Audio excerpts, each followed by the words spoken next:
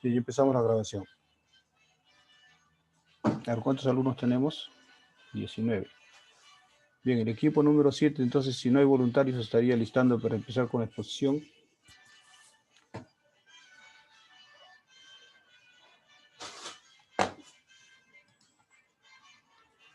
Bueno, y justamente quería hacer una mención. En el equipo número 7 está el que fue alumno del salón, John Richard Montañez Mesa. Lamentablemente, él ha fallecido debido a esta enfermedad del COVID que está dañando a muchos peruanos. Y bueno, no nos puede acompañar ya. Ha sido una pérdida lamentable para su familia, para todos nosotros. En realidad es penoso que una persona tan joven se tenga que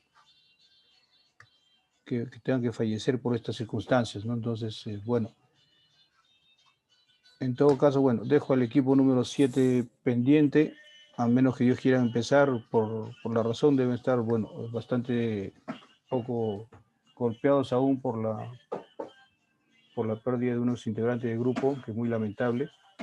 Entonces mejor voy a dejar al equipo número 7 en stand-by. Entonces estaríamos empezando con el equipo número 6, por favor. El equipo número 6 está integrado por Achuy, Valderrama, Aguilar Medina, Carvajulca, Salazar, Chávez Reyes, Pérez Méndez. Ahora quiero ver si todos están, porque algunos han presentado, pero han presentado, entiendo que los que han trabajado, ¿no? A ver, sí, bueno, que aparentemente 2, 4, 5, sí, en este grupo sí todos han trabajado. A ver, por favor, entonces el número 6, 2, 4, 5, 2, 4, 5, sí, están todos. A ver, el equipo número 6, por favor, puede empezar con la exposición. Muchachos, de preferencia, expongan lo que han mandado para mi correo. No utilicen otra presentación. Si utilizan otra presentación, voy a tener que bajarle puntaje. Hay un equipo que ha presentado inclusive sin la carátula, ¿no? Yo he tenido que buscarla a través del documento en Word para ver qué equipo era y identificar a sus integrantes porque no lo habían puesto, ¿no? Entonces es un poco muestra de desorganización de parte de ese equipo que no debió pasar, ¿no? A ver, número 6, por favor, Achuy, Aguilar, Cobrajulca, Chávez, Pérez. ¿Están presentes? Sí, ingeniero, ahorita vamos a proyectar. Por favor, carguen su presentación y pueden empezar.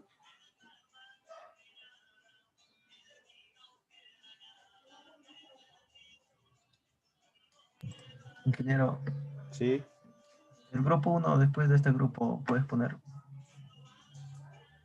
Bien, claro, si no hay problema, sí. Entonces Ya, tenemos, claro, usted estaba en quinto lugar. Está bien, después del equipo número 6 va a exponer entonces el equipo número 1. Adelante con el equipo número 6. Por favor, traten de ser lo más conciso posibles. No es decir muchas palabras, ¿no? Sino en pocas palabras lo más importante, ¿no? El alumno que va a empezar dice su apellido y empieza con la exposición. Cada alumno que va a exponer, por favor, menciona su apellido y a continuación hace la exposición. Puede empezar entonces el equipo número 6.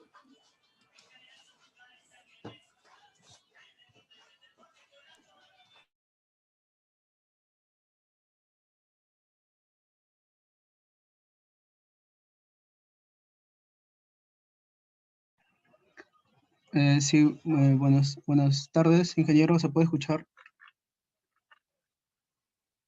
Se te escucha perfectamente. Sí, bueno, voy a comenzar con la exposición. Nosotros somos el grupo 6 y bueno, el tema que hoy se nos ha asignado es el tema de recuperación de suelos, ¿no? ¿Podrías avanzar, por favor? Siguiente. Bueno, como introducción, vamos a hacer alguna definición de lo que es Por favor, les mencioné que dijeran su apellido. Disculpe, soy el alumno Pérez Méndez. Bueno, Ok, para comenzar adelante. con la introducción voy a hacer alguna definición de lo que es el suelo, ¿no? El suelo es una capa superficial de la corteza terrestre que constituye uno de los recursos naturales más importantes con el que el sustrato que sustenta la vida en el planeta, ¿no? Es un cuerpo natural formado por progresiva alteración física y química de un material original o roca-mar a lo largo del tiempo, ¿no? La importancia del suelo radica en que es un elemento natural, dinámico y vivo que constituye la interfaz entre la atmósfera, la litosfera, la biosfera y la hidrosfera. Sistemas en los que mantienen un continuo intercambio de materia y energía.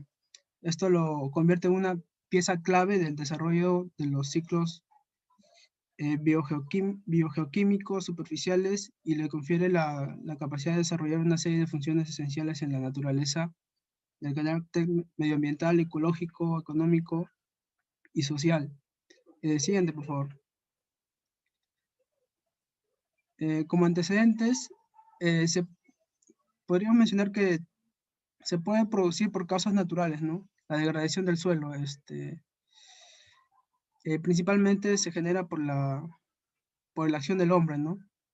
Estos resultados puede ser por las actividades agrícolas, forestales, ganaderas y riego, ¿no? O por acciones indirectas como son las actividades industriales, eliminación de residuos, transporte, entre otros. Siguiente, por favor. Bueno, en la gestión de recuperación de los suelos contaminantes, en los últimos años, muchas investigaciones han sido encaminadas a tratar de recuperar los suelos contaminados en vez de destruirlos, ¿no? La destrucción de los suelos se realizó generalmente trasladándolos a vertederos adecuadamente aislados y controlados porque se intuye que otros tratamientos de recuperación no ofrecen las garantías suficientes para contener la contaminación. Siguiente. Y bueno, como tema principal de nuestro trabajo, algunos objetivos son conocer cuáles son las causas principales que ocasionan la contaminación de suelos, ¿no? Dar a conocer qué beneficios nos ofrecen las tecnologías de recuperación de los suelos contaminados. También planteamos 3 métodos de recuperación de suelos, ¿no? Que se pueden aplicar en Perú y al final ver los resultados y beneficios obtenidos. También dar a conocer qué tecnologías de recuperación de los suelos, de manera específica, usando el vermicompost, la recuperación de suelo sódico y la fitorremediación en el Perú. Siguiente. Voy a dar paso a mi compañero que va a profundizar más el tema de técnicas de recuperación de suelo. Buenas noches, compañeros. Ingeniero, bueno, voy a hablarles sobre una de las técnicas de recuperación de suelos. Buenas noches, tienes que decir tu apellido. Aguilar Medina. Bien, adelante. Bueno, el vermicompost es una alternativa para recuperar el suelo. Bueno, agregando a lo que ya había mencionado mi compañero, bueno, una de las causas de la degradación del suelo, no es por erosión y por salinización. Esto se da muchas veces por desconocimiento de la vocación en el uso del suelo y su mala gestión. Por prácticas también intensivas y como consecuencia de actividades productivas no apropiadas, que dan lugar a la pérdida de materia orgánica, salinización, contaminación, desertificación, entre otros. Un elemento que fomenta la protección y recuperación del suelo es la guía de buenas prácticas.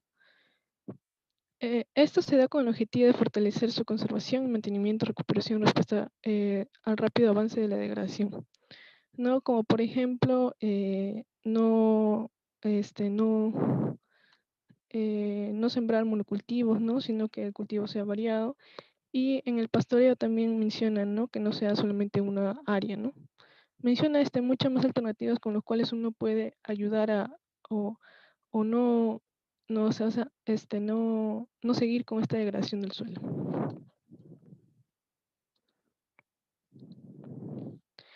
El vermicompost es un abono orgánico, denominado también como lombricompuesto o humus de lombriz. Es el producto de la transformación de residuos orgánicos por lombrices de tierra.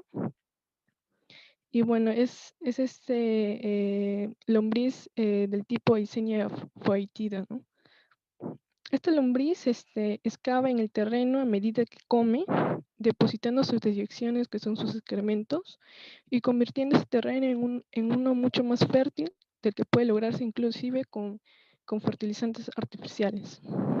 A ver, da 5 veces más nitrógeno que un fertilizante artificial, 7 veces más fósforo, 5 veces más potasio y 2 veces más calcio, ¿no? Son importantes para que el suelo pueda dar sus frutos. A ver, la materia orgánica. El empleo de la materia orgánica es fundamental para un modelo de agricultura sostenible. En ese caso, el lombricompuesto da esta materia orgánica, ¿no? Y bueno, ¿cómo se puede saber si un suelo está en buenas condiciones? Eso se da también por su enorme diversidad de organismos, ¿no?, vivos en el suelo, llamados, ¿no?, la macrofauna. A ver, ese vermicompost, que es un abono, también ayuda a la reducción de plaguicidas y metales pesados, ¿no? Como sabemos, hay muchas veces un uso indiscriminado de agentes químicos que afecta no solamente a las plantas, sino también a la salud de los humanos, animales y los recursos naturales que se da en estos suelos. Bueno, por lo tanto, ese vermicompost ayuda a la bioremediación de estos suelos contaminados, ¿no?, por plaguicidas y metales pesados. Favorece la estabilización de estos y reduce el contenido de estos metales pesados, mejorando además su diversidad y calidad bioquímica. También da nutrientes a la planta, ¿no? Por lo mismo que es un abono, posee todos estos nutrientes que ayudan a la planta a que mejore sus atributos tanto físicos como químicos. Y bueno, también disminuye la concentración de sodio. Bueno, esto se da muchas veces por cultivos intensivos, ¿no? Que bueno, que se da por una también que no siguen las buenas prácticas, ¿no?, agrícolas. Y bueno, por eso que se llega a esta desalinización, pero el lombricompost ayuda a la disminución de este sodio, del sodio. Bueno, se hizo también bueno, en esta fuente también se hizo una investigación en el Perú, donde se vio que se aplicaba abono orgánico proveniente de plantas de tratamiento. Y bueno, esto se dio en suelos arenosos del municipio de Trujillo, ¿no? Y bueno, esto mejoró grandemente aumentaron, ¿no?, los niveles de materia orgánica y mejoraron sus propiedades físicas, químicas y biológicas. Proporcionaron también nutrientes para el crecimiento adecuado de las plantas. También es un buen aliado en la lucha contra el cambio climático, ¿no?, ya que ayuda a atrapar el CO2 en grandes cantidades, ¿no? Un buen suelo podría ser un buen aliado contra el cambio climático debido a su capacidad para absorber gases de efecto invernadero. La FAO estima que los suelos pueden capturar alrededor de 20 petagramos de carbono, ¿no?, en 25 años, que inclusive es más del 10% de emisiones que bota el ser humano, ¿no?, antropogénicas.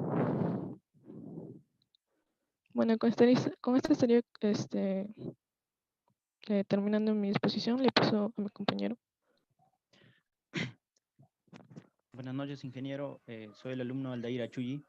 Aldair Achulli, levanta tu... no se te escucha tu micrófono bien. Levanta un poco el volumen. Ahora, ingeniero. Ya está mejor. Adelante. Ya. Continuando con la exposición, en este caso vamos a hablar sobre una segunda técnica que vendría a ser la recuperación de suelos sódicos. Bueno, los suelos sódicos son suelos con bajo contenido de sales, pero cuya característica es que contienen una gran cantidad de sodio intercambiable. Bueno, esta característica de estos suelos afectan principalmente a la estructura esta característica del sodio afecta principalmente a la estructura física y al crecimiento de las plantas de manera indirecta, a la estructura física del suelo.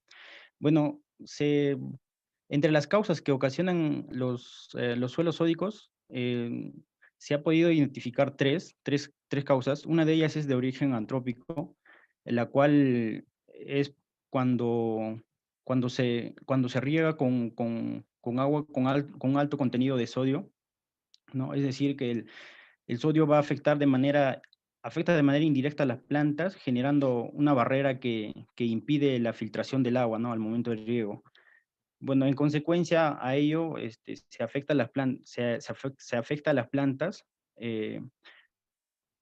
dado que ya las raíces se están muy saturadas, entonces no se desarrollan por completo. Entonces, ello también se evidencia en el bajo crecimiento, ¿no? de las plantas.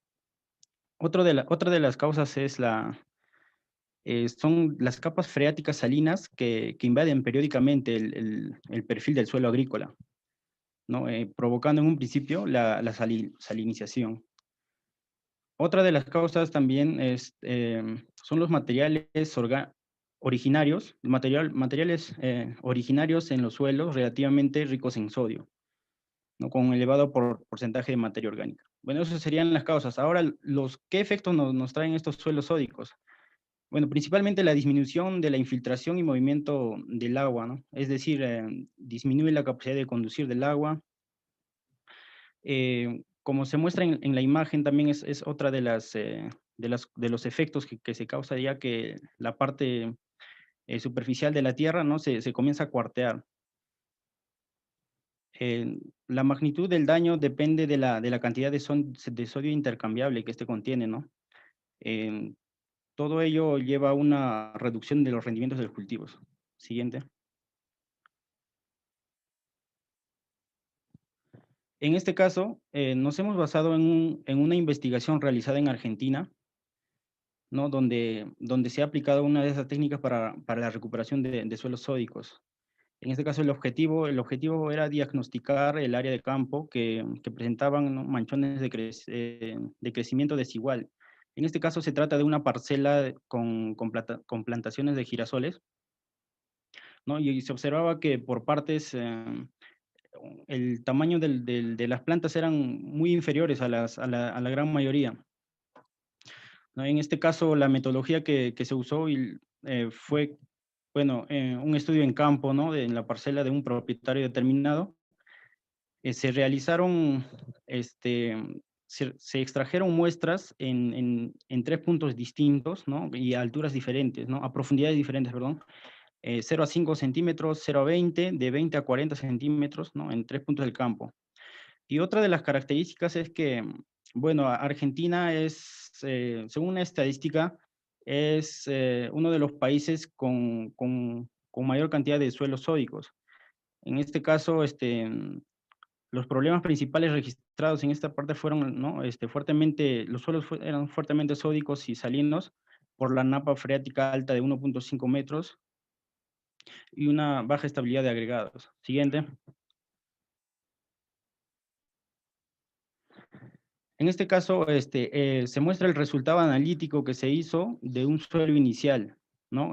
Con contenido de pH en las diferentes profundidades que se había mencionado, igualmente la conductividad eléctrica y el contenido de sodio, ¿no? Y bueno, como se observa, los contenidos de pH eran superiores, bueno, en un caso superó al 8.2, entonces ya con eso se clasifica como un suelo sódico. Y la conductividad eléctrica en todos los casos fueron inferiores a 2 decímetros. Bueno, con esa clasificación ya se determina que el suelo era sódico. Bueno, y la propuesta para poder recuperar el suelo sódico fue la aplicación del sulfato de calcio, en este caso es el yeso agrícola.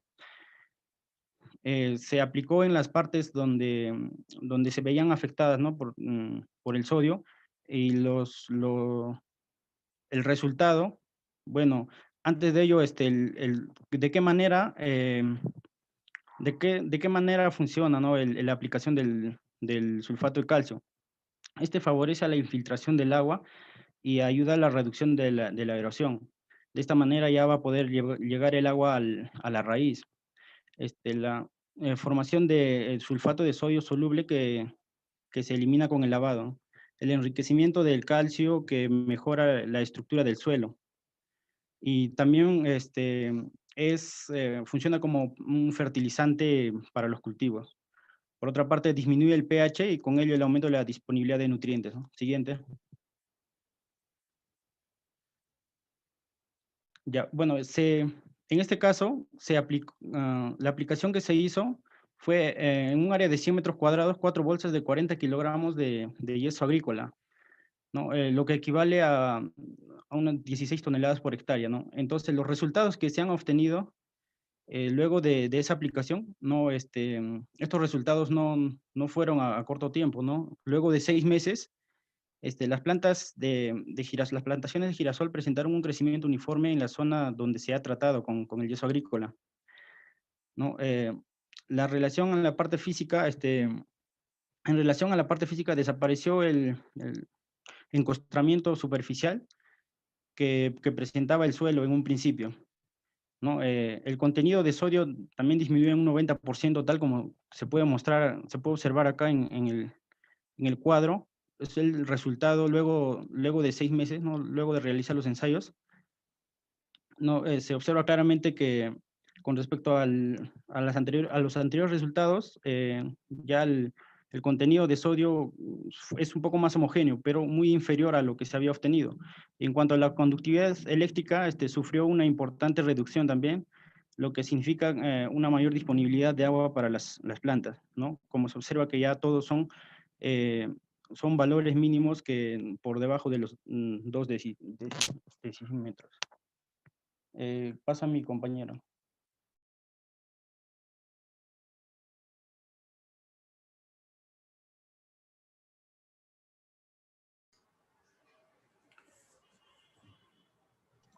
Buenas tardes. ¿Se me escucha? Sí, buenas tardes, adelante.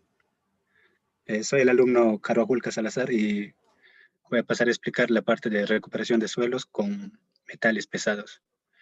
Bueno, para ponernos en contexto, los metales pesados son peligrosos porque tienden a bioacumularse en los suelos y trae un problema ambiental debido a su persistencia en el medio ambiente. Esto quiere decir que es muy difícil degradarlos. Las causas por las que los metales pesados llegan a los suelos, hay diferentes tipos. Primer punto, por la industria, debido a accidentes, vertidos, escapes o fugas. También tenemos actividades mineras que generalmente con sus residuos propiamente dicho mineros contaminan con estos metales pesados al suelo. También tenemos actividades de procesado de residuos. Esto generalmente se refiere a los residuos municipales que se generan por las urbanizaciones. Otro punto importante es por el tráfico, que a través de la emisión de gases, pérdidas de aceite y gasolinas generan esta contaminación. También tenemos otras actividades como productos de la construcción, que las prácticas inadecuadas de agricultura. Y por último tenemos el punto que nos interesa, que es cómo llegan estos metales pesados al suelo agrícola. Generalmente se vierten debido a los fertilizantes y plaguicidas que se utilizan. Siguiente.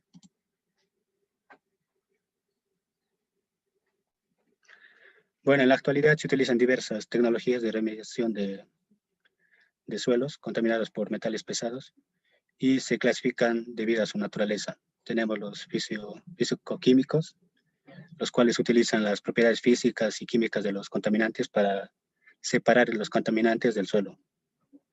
Y por otra parte tenemos los biológicos, los cuales utilizan más que todo el metabolismo de los organismos para extraer el contaminante del suelo. Siguiente. Bueno, así pasamos a definir la fitorremediación. que es un método de recuperación de suelo que utiliza las plantas, que sí utiliza el metabolismo de las plantas para extraer del suelo los metales pesados. Siguiente.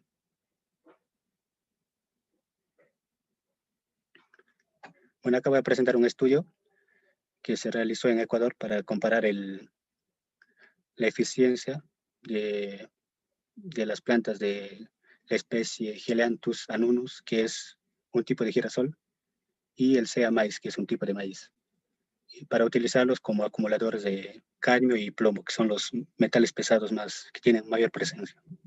Siguiente. Bueno, dentro de los resultados podemos observar que, primero, para el girasol tenemos una eficiencia del 26%, pero con el uso de coelantes que son antagonistas de los metales pesados, se aumenta esta eficiencia a un 51%. En la otra tabla podemos observar una comparación de estudios en los que se realizó. Ahí tenemos el tiempo en el que se alcanza esta eficiencia. Esto depende, como podemos observar ahí, de acuerdo a la textura del suelo, el pH del suelo y el tipo de suelo. En un promedio tenemos de 2 a 3 meses para alcanzar esta eficiencia.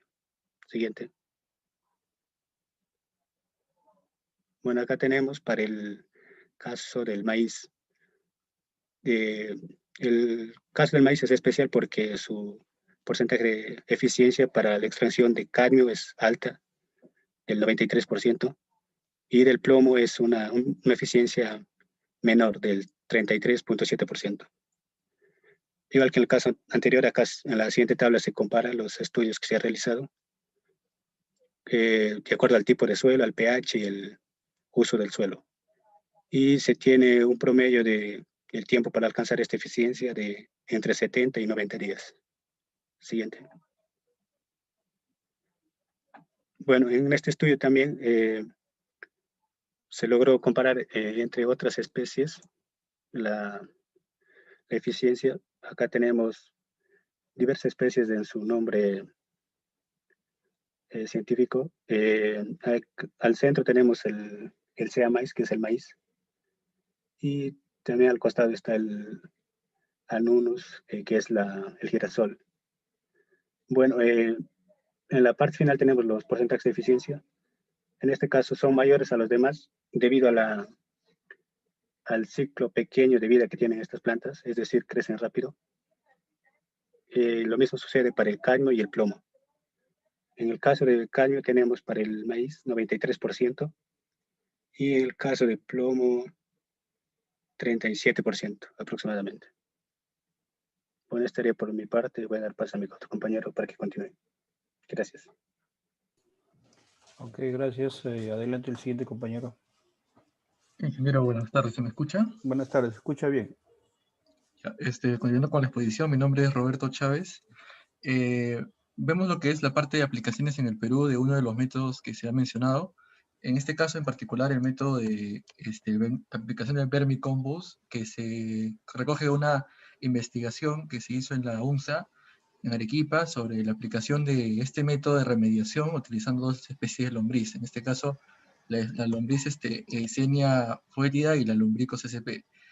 Este trabajo, como se puede ver, se desarrolla en la región de Arequipa, en el distrito de Jacobo Hunter, en el año 2017.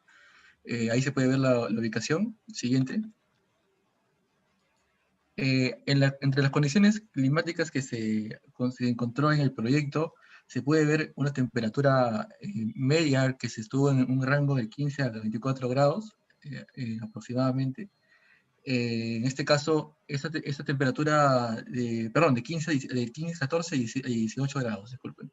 Esa temperatura media más o menos coincide con la temperatura de la lombriz, temperatura corporal, que en este caso es alrededor de los 19 grados.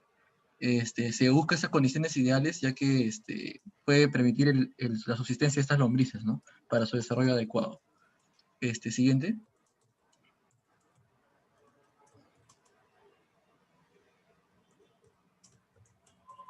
Siguiente.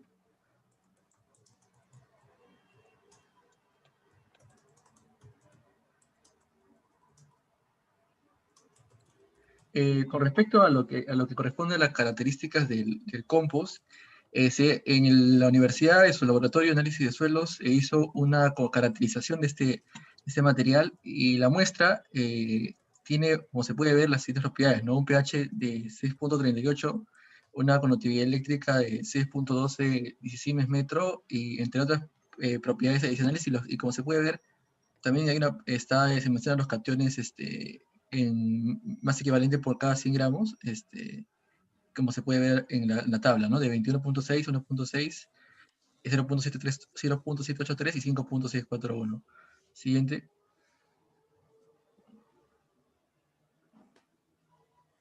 Con respecto al material biológico que se utilizó, que en este caso son las lombrices, la lombriz conocida como Lumbricus sp, también se conoce popularmente como lombriz criolla, que es esta lombriz cuya clasificación, digamos, fue justamente hecha por la Universidad también San Agustín, también una universidad, en este caso peruana, y de una manera u otra se hizo una clasificación taxonómica de esta lombriz que no era tan conocida a nivel internacional.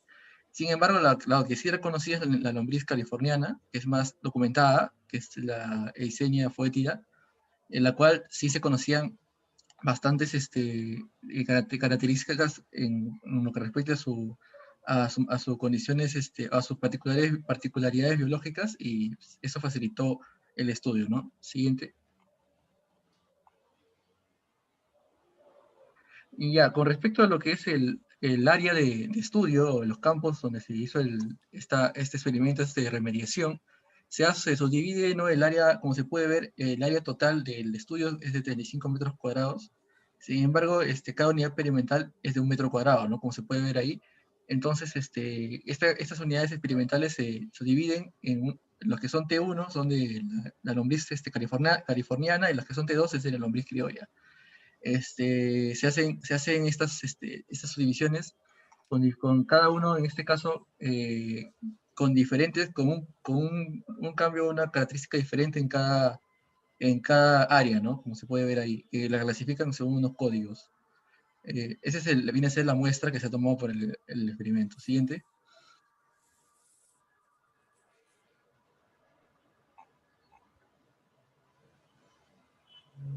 Bueno, con respecto a la producción de trabajo experimental, cómo se recolectan estas lombrices, se puede ver aquí, se toman en sequías cercanas, y en caso esto es la lombriz criolla. En caso de la Eisenia foetida no se realizó ninguna recolección, ya que se adquirió estas lombrices, ¿no?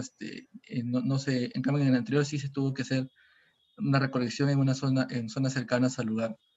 Cabe recalcar que en este caso también se consideran la adaptación de estas muestras, en adaptación según las condiciones del lecho, ¿no? Se tiene que considerar qué tipo de lombrices, si son las lombrices, en qué grado de su vida están, si son adultas, si son están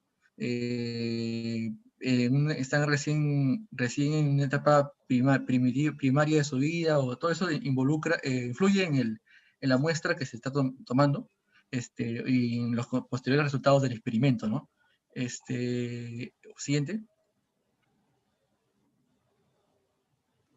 Bueno, en este caso se puede observar que para lo que es el área experimental bajo cubierta, se tiene propiedades que tiene registro de temperatura y la humedad relativa. En este caso, como podemos ver, la temperatura media, el área experimental bajo cubierta ronda los 19 a 22 grados, y la temperatura y la humedad relativa está más o menos entre el 85% al inicio del experimento, que fue para marzo de 2017, y para finales, 3 meses después, es ligeramente menor, a los 60%, 55% de humedad relativa. Lógicamente, estos resultados influyen en los resultados de pH y salinidad, ¿no? Siguiente.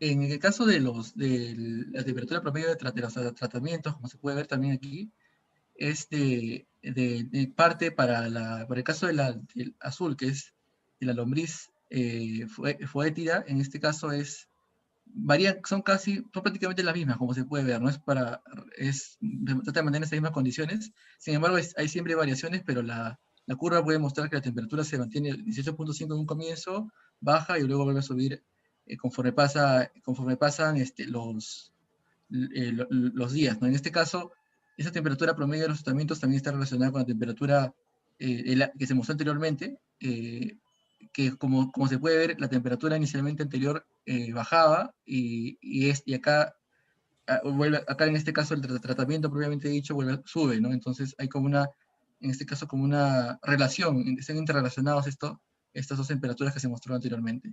Finalmente, en los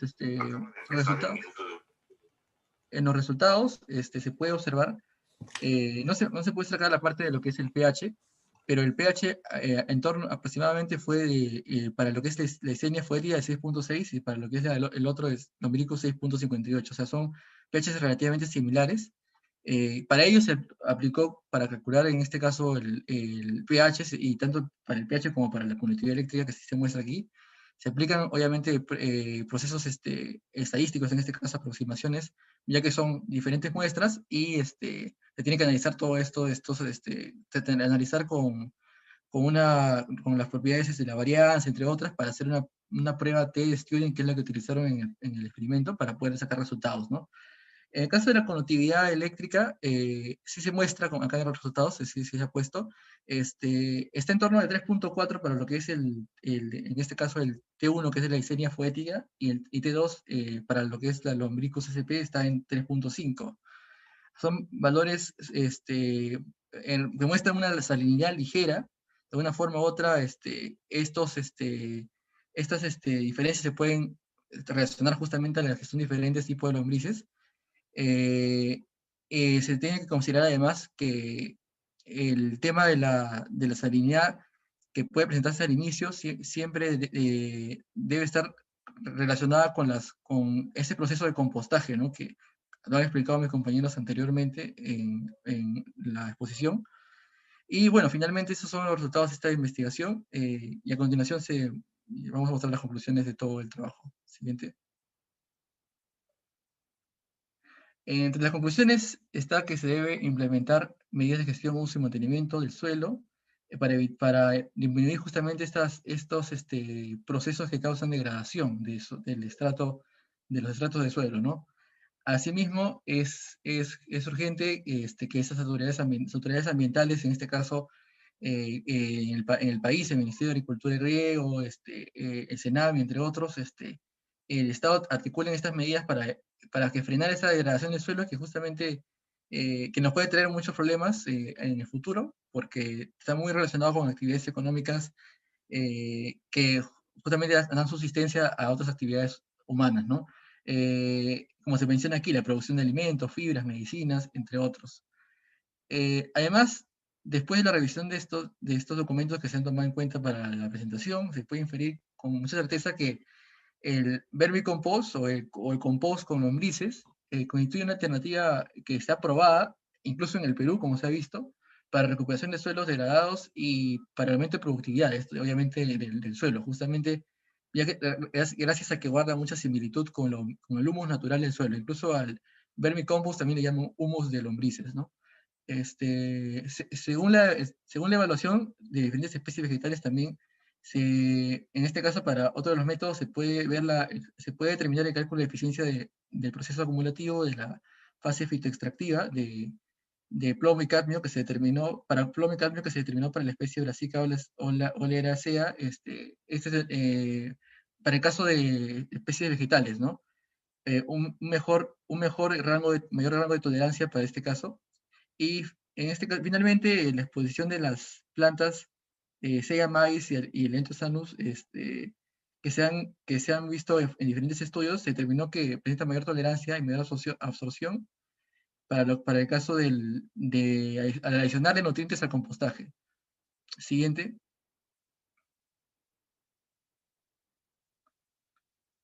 Bueno, aquí está la parte de las preguntas. Ya, en un momento, eso de las preguntas, yo voy a subir todas las presentaciones al aula virtual y las preguntas ya quedan para que ustedes mismos lo revisen y la interpreten. A ver, ¿has puesto la respuesta en la pregunta o no la has puesto? Quiero ver. Siguiente. No se menciona acá la respuesta, ingeniero. Tienes que mencionarlo, pues, porque tengo que, para subirlo, tienen que, en todo caso, mándenme un correo con la clave y la respuesta para yo Claro. indicarlo en la presentación que suba, ¿de acuerdo? Ok, ingeniero. Siguiente, creo que ahí termina. Siguiente está. Sí, Bien, gracias. Eso sería todo. bien, ok. A ver, Pérez, Méndez, Ronald, prende su audífono, por favor. Micrófono. Sí, ingeniero. En la parte que pusiste, tú hablaste más que nada de de los objetivos, me parece.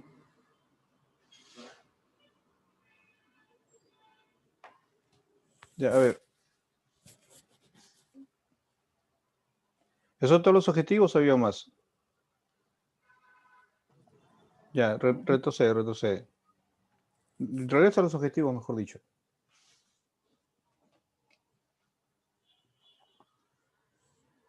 Bien, de acuerdo a esos objetivos y de acuerdo a la presentación que han hecho ya tus compañeros, ¿consideras que todos los objetivos que mencionas ahí se han presentado en el informe o alguno falta o alguno no se explicó bien o todos los que están ahí se han cumplido? Bueno, sí se han cumplido los objetivos, ¿no? Bueno, se planteaba que el uso del vermicompost iba a ser beneficioso y creo que sí se ha obtenido eso. Se han mencionado también algunas aplicaciones en algunos países y también unas aplicaciones en el Perú, ¿no? Como hizo la compañera Keren, se aplicó en Trujillo, ¿no? Ya, pero bueno, dentro del trabajo lo que no he observado es una aplicación bueno, ya se ha hecho en zonas, como mencionaron en Arequipa, pero lo que yo les había pedido es que ustedes vean, de acuerdo a lo que han encontrado, y ustedes han encontrado ya bastante información, en qué otro lugar que ustedes conocen que hay ese problema pudieron haberlo aplicado. Eso no lo han hecho, ¿no? O sea, han mostrado lo que estudios específicos en lugares determinados del Perú, pero un planteamiento de ustedes no hay eso, ¿no? Bueno, no, ingeniero, no habíamos planteado esa parte. Bien, eso les había pedido, ¿ah? Pero sí, bueno, han presentado cosas, pero yo quería que ustedes planteen de parte de ustedes en algún lugar que se podría haber utilizado, ¿no? Bien, Pérez, gracias. Aguilar Medina. Sí, ingeniero. Es en relación, pon la parte de tu presentación. Ese vermicompost que muestras ahí, ¿cómo reduce los metales pesados? ¿Cuál es el procedimiento por el cual esos organismos se reducen en el metal pesado?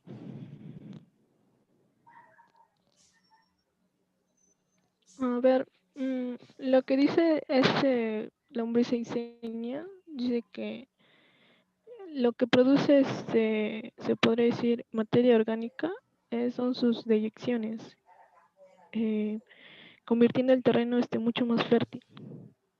También le da nutrientes al terreno y a la planta. Ya, Ahora, ¿y eso elimina los metales pesados?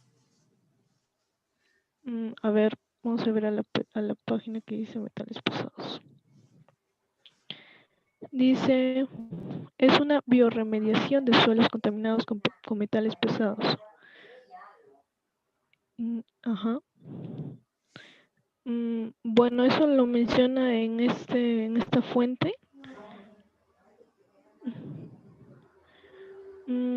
Bueno, yo entiendo de esto que como este vermicompost ayuda al suelo a, o sea, a que se vuelva a regenerar, imagino, o sea, le da nutrientes al suelo. ¿Mencionan de qué se alimenta esos gusanos? Sí, de la propia tierra. Y Por su eso, proceso es... pero o sea, comen tierra, es lo que me quiere decir. Sí, va acabando a medida que come, dice. Claro, ¿por qué comen? No dicen que comen. Bueno, lo que pasa es que acá, bueno, yo leí un poco y decía que su digestión era la que convertía eso, tal vez esos nutrientes lo convertía en más nutrientes, y estas lombrices se reproducen también muy rápidamente en Ya, la tierra. está bien. Ahora, bueno, por último ese lodo de las plantas de tratamiento, ¿a qué se refiere? Ahí mencionaste la que hace en la parte final de tu presentación. Sí, en la investigación de Perú. Sí, hablaste algo de los lodos. Quiere decir que se podrían utilizar los desechos que quedan en las plantas de tratamiento, y acá en el Perú, bueno, acá en Lima tenemos 2 bastante grandes. ¿Se podría utilizar para abono en los cultivos? ¿Eso es lo que mencionaste? Sí, como mi compañero también lo mencionó en Arequipa, ellos también sacaron de, a ver, de acá también ellos sacaron sus, por acá estaba, si no me equivoco, también lo sacaron de plantas de tratamiento. Bueno, lo escuché hablar, no lo encuentro ahorita, pero ellos también sacaron esa, esas sustancias de planta de tratamiento, decían. Por acá está. Acá dice, ¿no? Se recolectaron las muestras en las acequias ubicadas a un lado de la planta de tratamiento de aguas residuales de Chiquipa. Eso se refiere a las muestras de lombrices. Ajá, sí. Decía Ya, lodo de las plantas de yo te tratamiento. decía por lo siguiente, si eso de que los lodos de la planta de tratamiento pueden ser utilizados para para la agricultura, y en nuestro país tenemos plantas de tratamiento en Lima sobre todo, eso podría utilizar entonces para aplicarlo en las zonas. Acá en Lima tenemos varias proyectos de irrigación, varios que abastecen justamente a la ciudad de Lima, ¿no? Entonces, ¿por qué no plantear que se aplique eso? Ahí veo que falta algún análisis mayor de por qué, si tenemos plantas de tratamiento, por qué no se utiliza esos desechos, esos residuos, ¿no? Sí, de hecho, esto es bastante aplicable en Perú. Esto sí se puede aplicar en Perú. Y ya ha habido casos en que sí lo han aplicado, como en Arequipa, ¿no? Y como en Trujillo. Ya, bueno, ya está bien. Pero yo pienso que debería haber una mayor investigación sobre ya desechos específicos de la planta que tenemos acá en Tahuada, que está casi por el Callao, para ver si esos desechos se podrían aplicar, ¿no? Si son útiles para los cultivos que tenemos en Lima, sobre todo en Lima provincias, y llevarlo, ¿no? Porque eso se está eliminando, no se está utilizando, ¿no? Algo por ahí está Acá, pasando, ¿no? sí, acá Sí, lo que mayormente dice que estas lombricompus, esta especie de lombrices, se recolectaron en las acequias, ¿no? Ubicados a un lado de la planta del tratamiento, eso es lo que dicen, ¿no? O sea, estas lombricompus se recolectaron de ahí, es lo que dicen, ¿no? claro. Entonces habría que, no sé, habría que ver un mayor análisis, porque en nuestro país tenemos varios de estos problemas y sería bueno que se apliquen muchas veces porque no se conocen o no se le ve mucha practicidad, es que no se realizan, ¿no? Ok, Aguilar, gracias. Aldair, Achuyi. Tú me mostraste una proporción de 100 Sí, metros ingeniero, cuadrados, ¿me 4 escucha? bolsas de... Sí, te escucho claramente. 4 bolsas de 40 kilogramos por cada 100 metros cuadrados de cultivo, que da 16 toneladas por hectárea, ¿de acuerdo? Eso fue lo que mencionaste. Sí, en la siguiente. Ya, sí, ingeniero. Ahí está justo en la presentación. Ahora, ahí dice que más o menos en 6 meses recién se podría eliminar todo el sodio contenido en los suelos. Esa proporción que tú has mencionado ahí de 16 toneladas por hectárea, ¿es mensual o se aplica una sola vez en los 6 meses? ¿O no has analizado, no has visto esa parte? Ya, sí, ingeniero. Lo que pasa es que eh, como la investigación se realizó para un propietario, entonces la disponibilidad directamente en este caso del yeso agrícola, venía por parte del propietario. En una parte mencionan que, o sea, o sea, de manera como teórica, es la cantidad que se debe aplicar, ¿no? Pero en realidad, en este caso, se aplicó solo en función a la cantidad de yeso que tenía el propietario. Y con respecto a lo que menciona, la cantidad de veces que se ha aplicado, tengo entendido que se ha aplicado solo una vez de este tipo de yeso granulado, ¿no? Es solo una vez lo han aplicado, ingeniero. Ok, Arleir Carvajulca. Sí, ingeniero. Carvajulca, tú has mencionado sobre los metales pesados que contaminan a nuestro país, inclusive has dado las causas que ocasionan esa contaminación. Dentro de las causas que ha presentado para ti, ¿cuál consideras que sería una de las principales fuentes de contaminación con metales pesados que estaría ocurriendo en la zona de cultivo de nuestro país? A ver, de acuerdo a lo que investigué, Sí. la mayor zona de contaminación por metales pesados se encuentra en el centro del Perú y debido a la minería. ¿Ya has encontrado esos resultados que en el Perú, en el centro del Perú está esa zona de metales pesados contaminadas? No, resultados no, información sí leí al buscar información para hacer esta parte. Y leí ahí que, o sea, la zona más crítica en el Perú era la zona central. Debido a las actividades mineras, ¿de acuerdo? Sí. Ya, también hablaste en fitorremediación de 2 cultivos que eran utilizados con esos fines, ¿sí? Me hablaba de los Sí. girasoles y del maíz. Sí. Ya, esos son para eliminar justamente metales pesados. En el caso del girasol no hay problema porque el girasol no se come, ¿no? El girasol es una flor nada más, ¿no?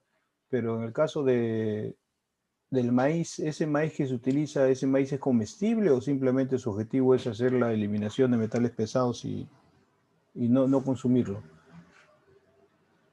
De acuerdo a los resultados, a ver, puedes mostrar la PPT, por favor. Ahí te muestra la concentración en las hojas, en el tallo, o sea, tiene diferente. Ahí. La principal concentración es en la raíz, en el tallo, en la hoja, en el fruto, ¿no? O sea, más que todo lo utiliza para su metabolismo la planta. Ya, o sea, podría ser comestible eso. Sí, pero siempre y cuando se debe analizar, porque no leí ningún estudio que diga que sí es comestible al 100%. O sea, no has visto ese resultado, mejor dicho. No. Ok, Carvajulca. Muchas gracias. Finalmente, Roberto Chávez. Ingeniero. Tú hablaste sobre la aplicación directa en una zona de Arequipas sobre el vermicompost. ¿Es rentable finalmente ese vermicompost en la zona donde se ha aplicado? O sea, ¿tiene resultado que diga, mira, se aplicó esto y salió rentable el aplicar este procedimiento?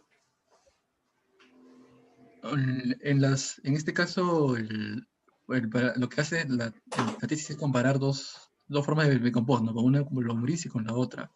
Al final, lo que se puede decir es que lo que se dice en las conclusiones que he leído es que el tiempo de remediación una es de 14 semanas y otra de 15 semanas. Son en torno más o menos a ese tiempo demora todo el proceso de bioremediación. O sea, es lo que te muestra la tesis, pero considero yo que sí, el tiempo es más o menos algo de 3 meses y medio, que es lo que se dura el experimento, y se tenía que comparar con otros métodos para saber cuál es más eficiente, ¿no? Ya, el objetivo del trabajo de ustedes era justamente ver eso, ¿no? Si ese procedimiento era o no rentable para poder sugerirlo en otras situaciones de nuestro país, ¿no? Bueno, la otra pregunta es, ¿ese vermicompost es aplicable para cualquier textura de suelo o hay alguna en la cual es más conveniente? Según lo que dice nuevamente escrita la tesis, es que son suelos con justamente alto contenido de material, desechos orgánicos para que puedan las lombrices justamente producir este abono, ¿no? O sea, lo ideal sería que la textura sea un tipo de suelo que justamente tenga esta cantidad de materia orgánica para que pueda fomentar mayor producción de lombrices, porque incluso las lombrices también, digamos, hay un mecanismo reproductivo, porque mientras que más se reproduzcan, lógicamente más bioremediación va a haber, ¿no? Y todo Ya, eso también se ve. si tuviéramos un suelo de textura arenosa y un suelo de textura arcillosa, ¿hacia cuál tendería mejor la aplicación de estas lombrices? Me parecería que para un suelo de textura arcillosa, ingeniero. Muy bien, gracias Roberto Chávez. Es todo. El equipo número 1, por favor, el equipo no, sea un poquito más, más conciso su explicación. Mira, nos hemos tomado casi una hora en un solo equipo de trabajo, ¿no? Y así no nos va a alcanzar la semana, ¿no? El equipo número 1, por favor, cargue su presentación. Puede empezar.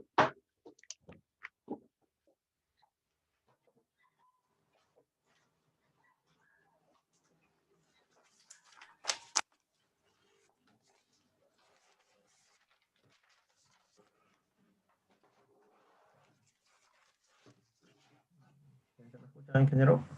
Sí, te escucho, puedes Ya. empezar. El apellido y empiecen, ¿eh? Ya, bueno, ingeniero, compañeros, buenas noches. Mi nombre es Bill Montoya y voy a presentar el trabajo que tiene por título Agricultura Limpia. Bueno, comenzaré con los antecedentes, ¿no? Primero hablando acerca de los productos fitosanitarios, ¿no? Que se conocen, ¿no? Como los plaguicidas o insecticidas, ¿no? En este caso, se usan en la agricultura con el fin, obviamente, de eliminar las plagas, enfermedades y también las malas hierbas, ¿no? Que crecen a medida que el cultivo va creciendo también, ¿no? Entonces, lo que, lo que va, lo que se plantea acá es que este uso prolongado, o sea, de estos productos, va a generar, ¿no? Efectos negativos, este, tanto en la flora, en la fauna, en los recursos también, ¿no? Y también en las personas que van a consumir estos productos, ¿no? Entonces, al fin de minimizar estos impactos ambientales que estos fitosanitarios van a producir, eh, se requieren, ¿no? Que se desarrollen nuevas técnicas de cultivo. Una de ellas es la agricultura limpia, ¿no? Que es nuestro tema. Entonces, este tipo de agricultura, obviamente, busca reducir, ¿no? El efecto o el uso, ¿no? De estos fitosanitarios, ¿no? Entonces, como objetivo, planteamos acá tres objetivos principales. Conocer los impactos negativos que generan, ¿no? Este uso excesivo de los fitosanitarios. También conocer cuál es la importancia y los beneficios de esta agricultura limpia, ¿no? Y por último, también vamos a ver la identificación, ¿no? De las buenas prácticas agrícolas que nos van a permitir, ¿no? Que la aplicación de una agricultura limpia, ¿no?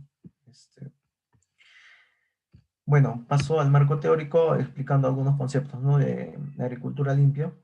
Bueno, nos vamos a referir a agricultura limpia, también se conoce como agricultura ecológica, ¿no? O agricultura orgánica, que básicamente hace referencia a una eliminación, ¿no? Del uso de estos insumos químicos, ¿no?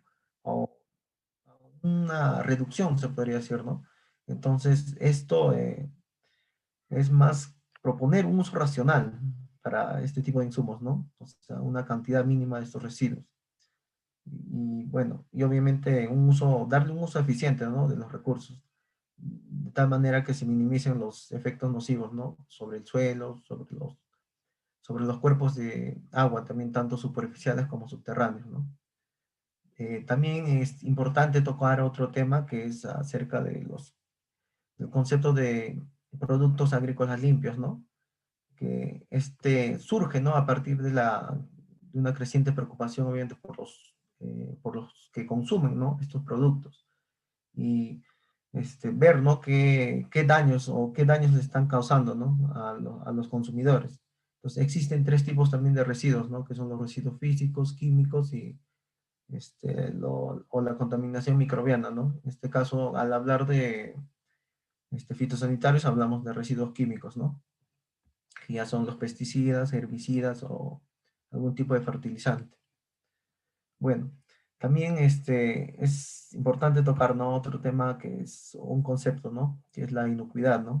La inocuidad ya viene a ser como, o puede definirse, ¿no? Como un conjunto de condiciones o medidas, ¿no? Necesarias durante la producción, el almacenamiento, la distribución y la preparación, ¿no? Cosa que sirve, ¿no? Para asegurar los alimentos que se van a ingerir, ¿no? En palabras simples, se podría decir que inocuo, hablando bien en este campo de agricultura, o sea, que esos productos no causen daño, ¿no? Al momento de consumirlos. Ahí hay una imagen representativa que más o menos muestra, ¿no?, lo que he tratado de decir.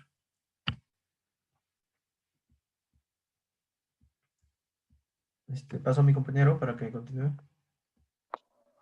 Buenas noches, ingeniero. Mi nombre es David Salazar Nieves. Voy a continuar con la... Sí, adelante, adelante. Voy a continuar con la exposición que es acerca de la certificación orgánica, ¿no?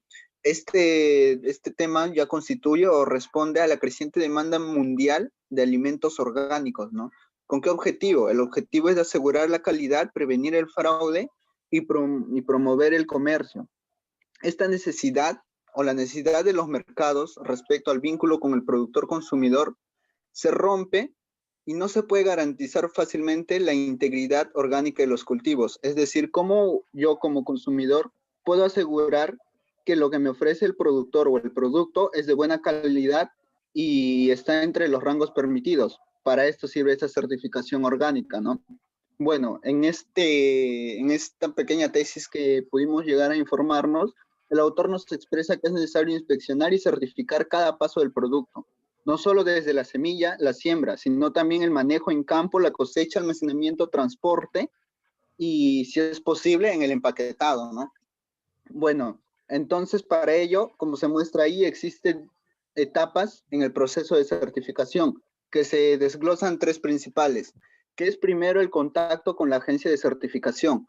Este contacto primero nos permite detallar o tener en cuenta los criterios para seleccionar la agencia con el comprador, ¿no?, del producto o los requerimientos de sus mercados y cuánto nos va a costar el costo de realizar esta certificación, debido a que cada agencia cuenta con distintos costos y cada costo varía de acuerdo a qué mercado te quieres realizar, ¿no? Ahora, respecto a la segunda etapa, que es la inspección, bueno, es cuando ya, una vez que ya se ha contratado la agencia certificadora, esta agencia manda un inspector que realice ciertas inspecciones, vale la redundancia, de las instalaciones de dichas fincas y áreas de siembra, inspeccionando, verificando y reportando sus observaciones. Una vez ya terminada esta inspección, pasamos a la decisión de certificación, que después de haber recolectado toda la información por el inspector, dicho comité de la agencia toma un consenso o una decisión sobre si el producto es certificado bajo su agencia y bajo su sello, debido a que después de decidir, de aceptar esto, tienen que poner un sello de certificado, ¿no?, que acredite la certificación orgánica. Siguiente, por favor.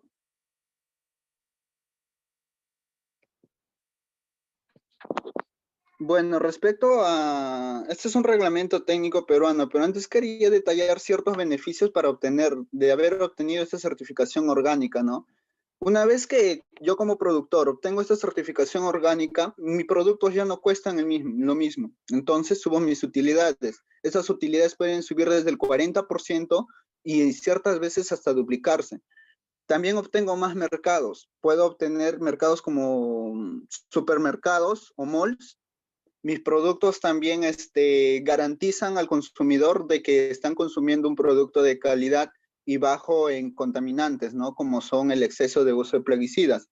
Ahora, respecto al reglamento técnico peruano para los productores, este reglamento se decretó en el 2008, de acuerdo a la ley 29.19.6, donde tiene ciertos alcances, ¿no?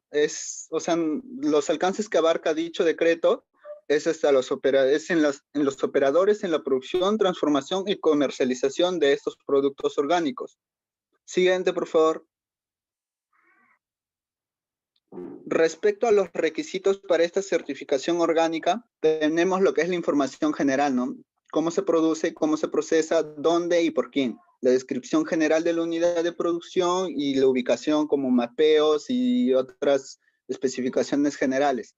Respecto a los requisitos de los terrenos, estos terrenos deben de estar libres de sustancias prohibidas por cierto periodo. Depende de si el cultivo son anuales o si los cultivos son perennes. Si son anuales, es de 2 años antes de la siembra, y si son perennes es de 3 años antes, como se muestra en la imagen derecha superior, es de entre 24 a 36 meses, ¿no? Desde la última aplicación de estas sustancias prohibidas, tiene que pasar este periodo para poder denominarse orgánico, y entre este periodo se podría decir que es un producto en transición. Mientras que para la zona de amortiguamiento, eso requiere que si es que yo tengo mi producción y quiero realizar productos orgánicos y productos convencionales, tengo que tener cierta zona de amortiguamiento, que es una zona que divide entre las dos. ¿Cómo las puedo dividir? Se puede dividir con cercas, caminos, áreas sin cultivar, perdón, u otro, ¿no? Otro similar. Respecto al almacenamiento del insumo, para ser certificado dice que un almacenamiento no debe tener la mezcla de sintéticos, de productos sintéticos o convencionales con los orgánicos. Debo de poder separarlos, ¿no? A la hora de almacenarlos. De acuerdo a la fertilidad y nutrición, que los abonos sean orgánicos. No pueden ser un abono de origen sintético y la fertilidad del suelo nunca puede disminuir. Tiene que mantenerse o mejorarse. Respecto al transporte, bueno, el transporte debe realizarse solo si el producto se encuentra embalado y preferiblemente que estos transportes sean solo del material orgánico, del producto orgánico. Tratar de no mezclar el producto a la hora del transporte tampoco. Como nos damos cuenta, en casi todos los aspectos nos impide estar mezclando un producto orgánico con uno sintético debido a la posible contaminación que pueda traer, ¿no? Y respecto a la administración ya es más documentación, ¿no? Debe mantener los documentos financieros de almacén, etcétera, ¿no? Como los mapas de campo, el historial de recorrido, de ventas y de mercado. Muchas gracias, ingeniero.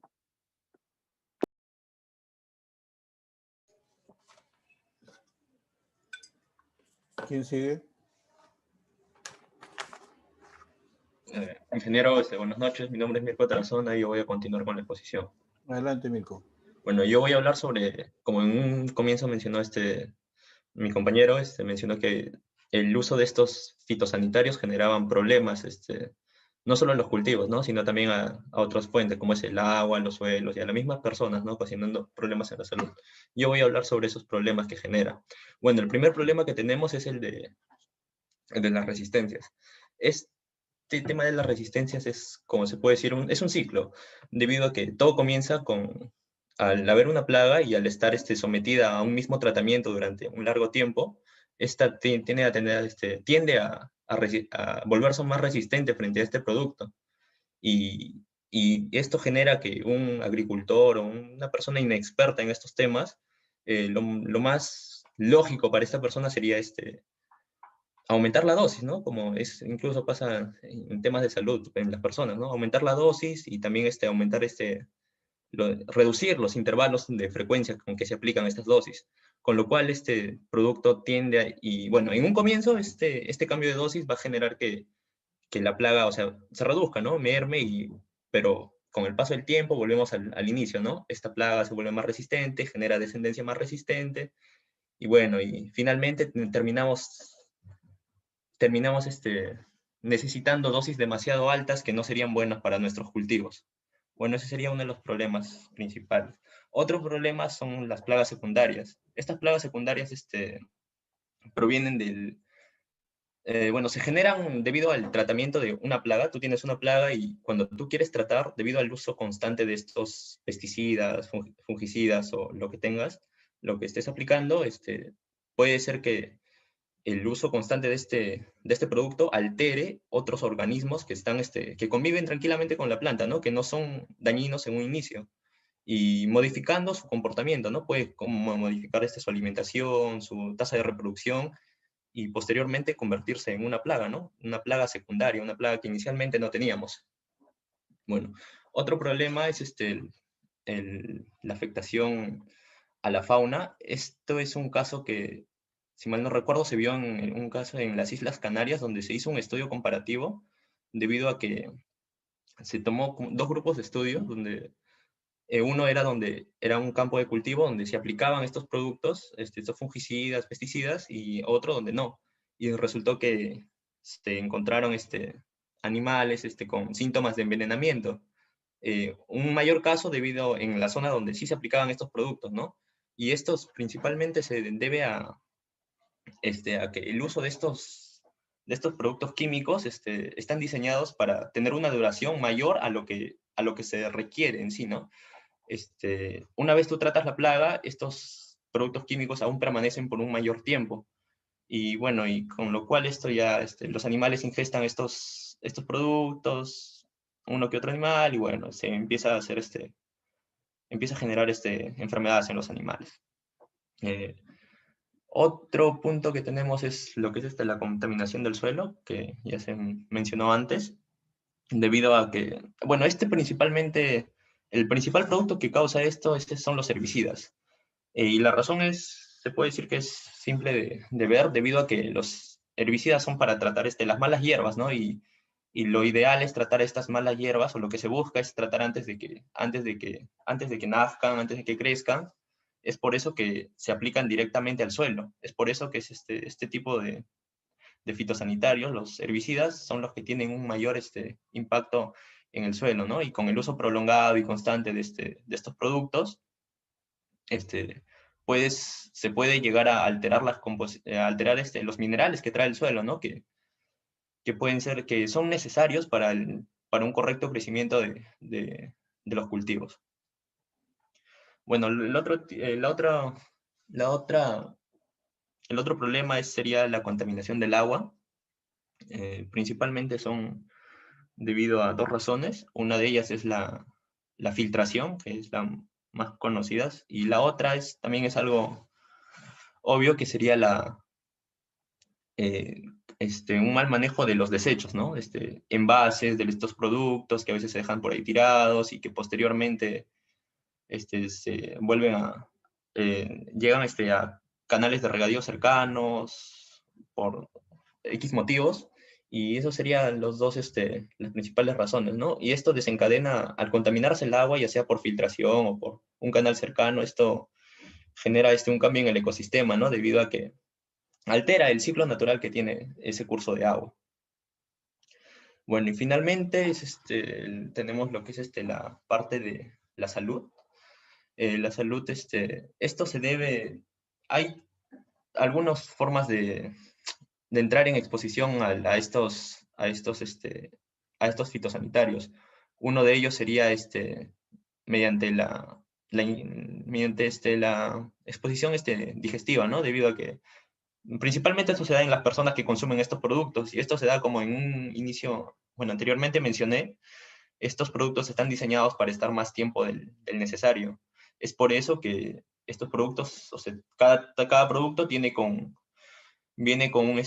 unos avisos que me dicen cuánto es el tiempo que demora, ¿no? Es para eso, para que así poder los agricultores saber después de cuánto tiempo aplicado el producto yo puedo cosechar estos productos y sean seguros para las personas, ¿no? Pero la gente a veces hace caso omiso de esto y no respeta, y es a lo que llegan con estos residuos de estos insecticidas, fungicidas y demás a los mercados, y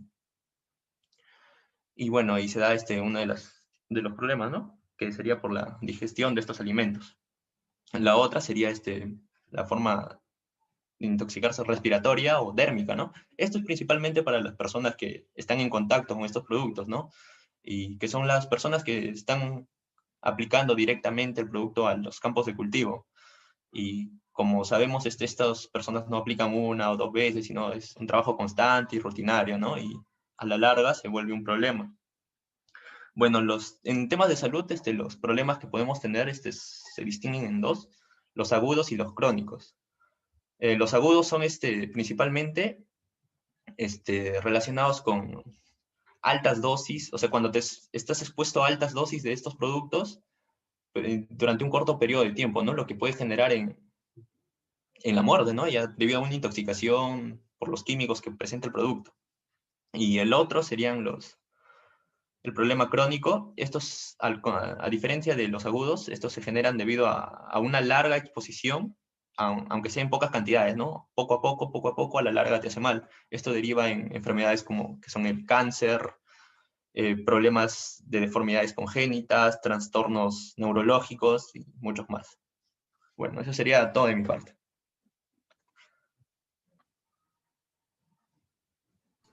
Bien. Buenas noches, ingeniero. Sí, Brian César Benito. Voy a continuar con la exposición. adelante. Yo voy a hablar sobre las buenas prácticas agrícolas. ¿En qué consisten ¿En qué consiste esas buenas prácticas? Es el uso correcto de los recursos naturales que están al alcance del agricultor para poder producir.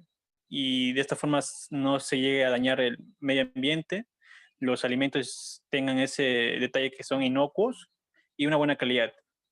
Y a su vez también preocuparse por brindar las mejores condiciones de trabajo a los colaboradores, a los trabajadores y a la misma sociedad que consume estos productos. Lo he dividido en 4 factores o formas de hacerlo, que son los manejos de cultivo, el manejo del agua, las instalaciones y la conservación del medio ambiente.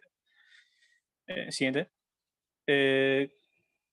Como primer caso tenemos los manejos de cultivos, que, bueno, antes de sembrar se debe conocer dónde se está sembrando dicho producto. Y debemos verificar, por ejemplo, un factor es los cultivos anteriores que se han sembrado, las plagas que habitualmente suceden en la zona y también que no contengan algún resto arqueológico o reservas naturales que pueden causar problemas más adelante. Como manejo de este terreno, es importante tomar en cuenta las actividades por realizar en el campo, las cuales son por las zonas aledañas, por las poblaciones vecinas y por la fauna misma del lugar. Inclusive por el mismo Ministerio de Agricultura nos brinda un anuario estadístico de la producción agrícola que señala, por cierto, las regiones con mayor producción a nivel nacional, donde estas medidas se deben tomar con mayor relevancia. Siguiente. Bueno, también considerar todos los requerimientos del cultivo, como el agua, el clima, el tipo de suelo, la disponibilidad de personal o de trabajadores que se requiere, la accesibilidad del lugar. Para la selección del terreno donde deseamos cultivar, se deben considerar algunos requerimientos. Por ejemplo, contra ellos, las fuentes potenciales de contaminación, por ejemplo, los desechos de los animales domésticos, la fauna, las aguas residuales, los poblados. También considerar las fuentes de agua y pozos para no realizar tanto costo en realizar alguna conducción, la presencia de humedales y la cercanía a los centros de población, como ya dije. Todo esto respecto al manejo de cultivo. Siguiente. Respecto al manejo del agua, que es otro factor, para este uso correcto del agua de riego, el agricultor también debe tener ciertas consideraciones. Primero debe disponer, bueno, obviamente las licencias o permisos para la extracción del agua, en un caso particular, o un permiso de perforación de pozos. Obviamente no debe utilizar aguas hervidas o residuales en el mismo campo. Y también en la conducción, cada ciertos tramos, o si el caso sea necesario, colocar rejillas u otros dispositivos para evitar que contaminantes puedan entrar en el agua que ingresa a la zona de cultivo. Un detalle más es también que se recomienda realizar análisis microbiológicos al agua, por lo menos una vez al año, para ver el contenido o la calidad del agua que está llegando en estos sembríos. Y también, bueno, el sistema de riego más empleado ahorita es por surcos, aunque con los sistemas tecnificados como son goteo, microexpresión, además de ahorrar agua, se puede fertilizar el cultivo. Y también se evita la salinización en suelos propensos, lo cual es recomendable, pero usualmente se usan los surcos por su mayor facilidad de proceso. Ese es respecto al manejo del agua. Siguiente. Ya, las instalaciones. Bueno, como ya mencionó mi compañero al inicio, el principal problema son ahorita los plaguicidas y fertilizantes, debido a las plagas que pueden destruir todas nuestras cosechas. Estos plaguicidas, fertilizantes o diversos químicos deben ser almacenados en viviendas o lugares específicos, con cierto empaque y con sus distintas herramientas o equipos. Como bien acá menciona, algunas características seríamos los fertilizantes y plaguicidas deben estar en estantes separados, deben proteger estos insumos químicos de las condiciones climáticas como la lluvia, las heladas, la nieve o alguna temperatura extrema. También tener una buena ventilación para evitar la acumulación de vapores dañinos. Otro dato adicional que menciona ahí es contar con un botiquín de primeros auxilios en caso algún trabajador logre perjudicado por los químicos.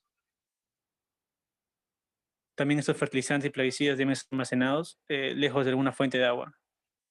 Y preferencia sobre alguna parihuela o lugar de apoyo donde tenga suficiente, le hagan las características anteriores, ¿no? Ventilación y fuera de las condiciones climáticas. Ahora el medio ambiente, respecto a la conservación del medio ambiente, la importancia de esto es que más que todo se refiere a la conservación del suelo en los campos agrícolas, que consiste en contribuir a mejorar la estructura del suelo, con fin de evitar, o sea, después de todos esos procesos, su compactación y sobre todo la erosión y escorrentía. Lograr un balance adecuado entre los nutrientes y la riqueza de los microorganismos que habitan en ella. Por ejemplo, para reducir la erosión en terrenos inclinados, los surcos deben seguir las curvas de nivel o ser trazados de una forma perpendicular a la pendiente. El área de cultivo, como dice en el texto, el área de cultivo y todo el predio debe mantenerse limpio y libre de residuos. Por ejemplo, los agentes contaminantes que pueden encontrarse en un campo son los plaguicidas fertilizantes en el suelo, que pueden darse si desobedecemos lo anterior, que están en sus instalaciones necesarias. También los frascos y bolsas vacías de los plaguicidas restantes, los restos de plantas, frutos y materiales orgánicos en descomposición. Si tenemos algún animal doméstico, alguna granja cercana, por así decirlo, sus restos fecales de animales, restos de papeles, plásticos, vidrios, combustibles de las máquinas, como se ve en la imagen. Y bueno, lo que se menciona breves y las aguas hervidas que llegan a la fuente de agua de riego. Todos estos problemas son como que se mencionan como soluciones y problemas que aquejan a la agricultura limpia que se quiere lograr en nuestros cultivos, ¿no? Ahora mi compañero va a hablar sobre lo que se puede hacer en el Perú y en el mundo, lo que se realiza para lograr una agricultura limpia. Eso es todo mi parte, ingeniero. Gracias. Ok, ¿quién sigue? Yo, ingeniero, Sebastián Palacios. Adelante. Como mencionó mi compañero, ¿no? Yo voy a hablar de la aplicación de la agricultura limpia, primero en el mundo y después en el Perú, ¿no? Donde estamos más enfocados. Bueno, según el informe anual que organiza el The World of Organic Agriculture Statistics y Emergency Trends, bueno, la tendencia al incremento de la superficie se denota, ¿no? Se certifica se denota en dos aspectos. En la evolución del número de productores, que va creciendo va aumentando los años, y también en la superficie bajo la producción orgánica, ¿no? Podemos observar estas dos gráficas que nos hacen una comparación del nivel total mundial con respecto, que es la gráfica de color azul, y la gráfica de color rojo, que viene a ser en este caso, productores orgánicos en el nivel de América, y para el lado derecho la gráfica de la superficie de producción orgánica total mundial y con respecto a América, ¿no? Hay una comparativa entre esta producción, ¿no? Bueno, se dice que en el 2018, que son los últimos datos actualizados, se han registrado a nivel mundial 71.45 millones de hectáreas certificadas y en transición, de los cuales solamente 11.34 pertenecen a los países de toda la zona de las Américas, ¿no? Toda la zona de las Américas, incluido Norteamérica, Centroamérica y Sudamérica. Para lo que es América Latina, posee 8 millones y el Caribe posee 3.3 millones, ¿no? Con respecto al país, con respecto ahora enfocado más en el país, ¿no? Siguiente, disculpe, por favor. Con respecto a la agricultura limpia aplicada en el Perú, ¿no? Podemos ver acá, por ejemplo, en esta gráfica que está al costado, me voy a enfocar más en las gráficas que sí se ha venido desarrollando, ¿no? Este es un estudio que se ha desarrollado en el año 2009, es el más actual que he podido encontrar, donde me habla un total de hectáreas de 390.947, ¿no? Donde abajo podemos ver las zonas, de acuerdo a esta gráfica de tortas, de la zona de Huánuco, Puno, Piura, San Martín, Cajamarca, Loreto, Cusco, Junín, Madre de Dios y otros. Y acá la distribución de esa cantidad de hectáreas de áreas orgánicas por cada una de las zonas mencionadas, ¿no? Podemos ver que la zona que tiene mayor área orgánica es la zona de Madre de Dios, ¿no? Donde se desarrolla más área de cultivos orgánicos. Siguiente, por favor. Acá podemos ver también el número de productores, o sea, de manera similar a la agricultura mundial, también lo desarrollan acá en la agricultura en Perú, ¿no? Un cuadro comparativo de es una gráfica del número de productores orgánicos por departamento, ¿no? Podemos ver los departamentos de Ayacucho, Lambayeque, Puno, Huánuco, San Martín, Piura, Junín, Cajamarca y Cusco, y otros, donde podemos ver que el departamento que tiene la mayor cantidad de productores orgánicos es el departamento de Cusco, la región de Cusco, ¿no? Disculpe, que tiene 8.422.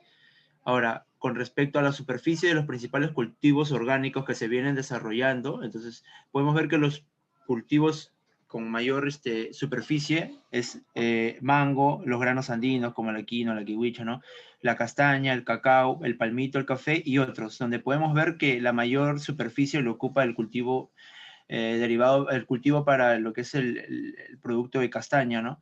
Podemos ver que es el que tiene mayor superficie aplicada para este cultivo orgánico. Siguiente, por favor. Bueno, acá podemos ver unos gráficos de torta, ¿no? Donde nos representa este gráfico de las Américas. Bueno, esta es la distribución en todo lo que es la zona de Oceanía, de Europa, de América, de Asia y de África, ¿no? Siguiente, por favor. Bueno, uno de los para que exista, el Perú tiene un gran potencial para la producción orgánica y por ello se denotan estos tres factores. Uno es la producción tradicional, que es la facilidad de conversión del manejo tradicional al orgánico, ¿no? De las técnicas tradicionales incaicas o incaicas que teníamos, evolucionarlos, ¿no? A una tecnología actual, ¿no? Manteniendo su conocimiento de técnica ancestral, ¿no? El otro es la agrobiodiversidad que existe en el país, la gran diversidad de especies y variedades, sobre todo, bueno, en la zona de la selva y de la sierra, y la diversidad de microclimas, ¿no? Los pisos ecológicos propicios que hay en nuestra zona, ¿no? Y la posibilidad para una producción y un abastecimiento permanente en la zona de los mercados, ¿no? Donde se distribuyen los cultivos, los productos. Siguiente, por favor. Bueno, en el marco legal, como lo mencionó mi compañero David, existen tres leyes que promulgan y promueven este uso de la agricultura limpia, ¿no? Para la producción orgánica. Una es la ley 29.19.6, que es la ley de promoción de la producción orgánica o ecológica, ¿no? Que lo precisa el SENASA, que es la autoridad nacional competente para la fiscalización de la producción orgánica a nivel mundial, cuyo objetivo de esta ley es promover el desarrollo sostenible y competitivo de la producción orgánica o ecológica que hay en el país. Después está el decreto supremo número 04/2006 AG, que es la prueba del reglamento técnico para productos orgánicos, y el decreto número 061/2006 AG, que establece el Registro Nacional de Organismos de Certificación de la Producción Orgánica. Siguiente, por favor. Bueno, ahora, ¿cuál es el rol del Estado en el fomento de la producción orgánica? ¿No? Acá podemos representar un pequeño organigrama de lo que es, el que preside obviamente la cabeza es el Ministerio de Agricultura, el MINAGRI, que es el ente rector en la producción orgánica, y la que le preside es la CONAPO, que es el Consejo Nacional de Producción Orgánica, cuyos miembros son, bueno, el MINAG, que es el MINCETUR, el PRODUCE, el INDECOPI, Corepos, productores, organizaciones sin fines de lucro, ¿no? Las organizaciones sin fines de lucro. El Ministerio de Agricultura se divide en tres: el DGC, la SENASA y la INIA. El DGC es la promoción y el fomento de la técnica de la agricultura limpia, la SENASA es la que fiscaliza, y la INIA es la que desarrolla nuevas metodologías y por lo tanto investiga, ¿no? Hace proyectos de investigación. Siguiente, por favor. Bueno, el Sistema Nacional de Fiscalización de la Producción Agrícola se divide en tres, ¿no? Los operadores, que son los productores, los procesadores y los comercializadores que cumplen las exigencias del reglamento. Son las personas, más que todo, se podría decir los agrícolas, ¿no?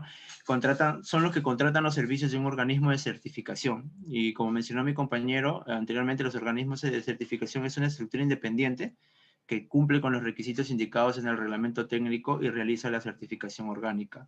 Y por último, la autoridad nacional, que es la que garantiza el sistema de control y es la que actualiza también el reglamento técnico de acuerdo a las necesidades actuales que hay en el país, ¿no? Siguiente, por favor. Bueno, ya como conclusiones del tema en general, podemos ver que a nivel mundial existe un incremento muy alto de la utilización de las sustancias químicas, ¿no? En la producción agrícola. Bueno, las mismas causan efectos negativos, obviamente, ¿no? En los agroecosistemas, y también perturban el medio ambiente y también la salud de los humanos que las consumen, ¿no? Y los animales. Bueno, entonces esto ha llevado a tener una iniciativa de esta técnica llamada la agricultura limpia, ¿no? El manejo de esta práctica es amigable con el medio ambiente, no desgasta los nutrientes del suelo y por ende permite una mejor producción de alimentos que no causan mucho daño, que no causan daño a la salud humana, ¿no? Como podemos observar también, como hemos podido observar, con respecto a lo que he hablado, a nivel nacional ya existe ya la aplicación de esta técnica, ¿no? En diferentes cultivos, como mencionamos la castaña, los granos andinos, entre otros, y en diferentes zonas del país, ¿no? Con un buen desarrollo de productos y gran cantidad también de productores. Además que se encuentra reglamentada, ¿ya? Y es de carácter obligatorio el uso de esta técnica. Siguiente, por favor. Bueno, eso sería todo. Gracias, ingeniero. Muy bien. A ver, el alumno Bill Montoya. Ingeniero. Aunque tu pregunta en cierto modo ya ha sido contestada con las demás exposiciones. Yo noto lo que van hablando, pero pareciera que ya está contestado. A ver.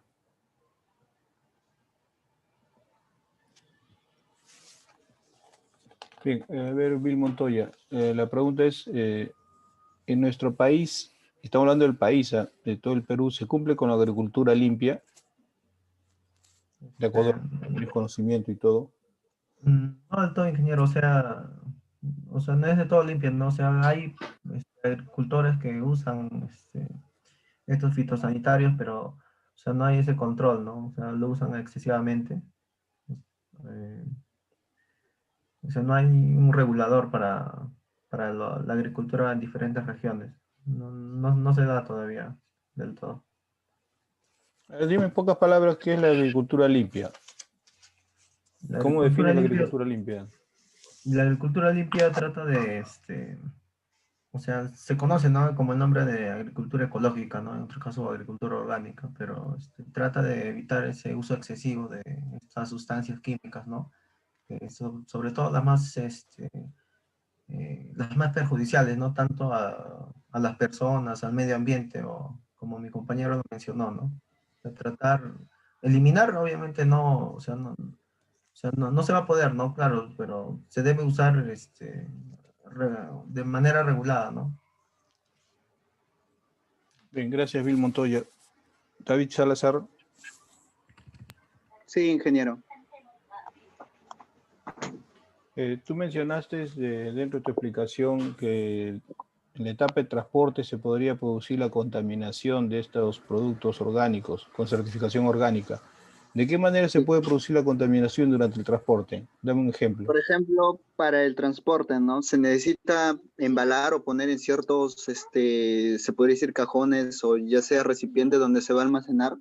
Al momento de transportar no debemos de mezclar estos productos orgánicos con los productos convencionales. ¿Por qué? Debido a si es que en cierto movimiento existe un mal embalaje, se puede aperturar ciertas ranuras o orificios por donde se puedan mezclar dichos productos, habiendo una contaminación del sintético hacia el orgánico. ¿Cómo se podría producir la contaminación? O sea, tú cuando hablas sintético, ¿qué te refieres? A los convencionales, a los que Los por lo general convencionales, se usan demasiados pesticidas, se podría decir. ¿La contaminación cómo se produciría? ¿Al contacto nada más? Claro, existen materiales, o sea, productos que se podría realizar a contacto, ¿no? Ya, está bien, David. Mira, te comento, en el caso de lo que podría causar la contaminación y justamente lo que SENASA controla, y yo no sé por qué ya quitaron el control, ¿no? Antes, cuando uno viajaba acá en Lima nomás, cuando uno se iba a Churín, en el camino estaba un puesto de SENASA que no quería que las personas lleven frutas, ¿no? ¿Por qué? Porque ellos estaban libres de un determinado organismo que dañaba los cultivos.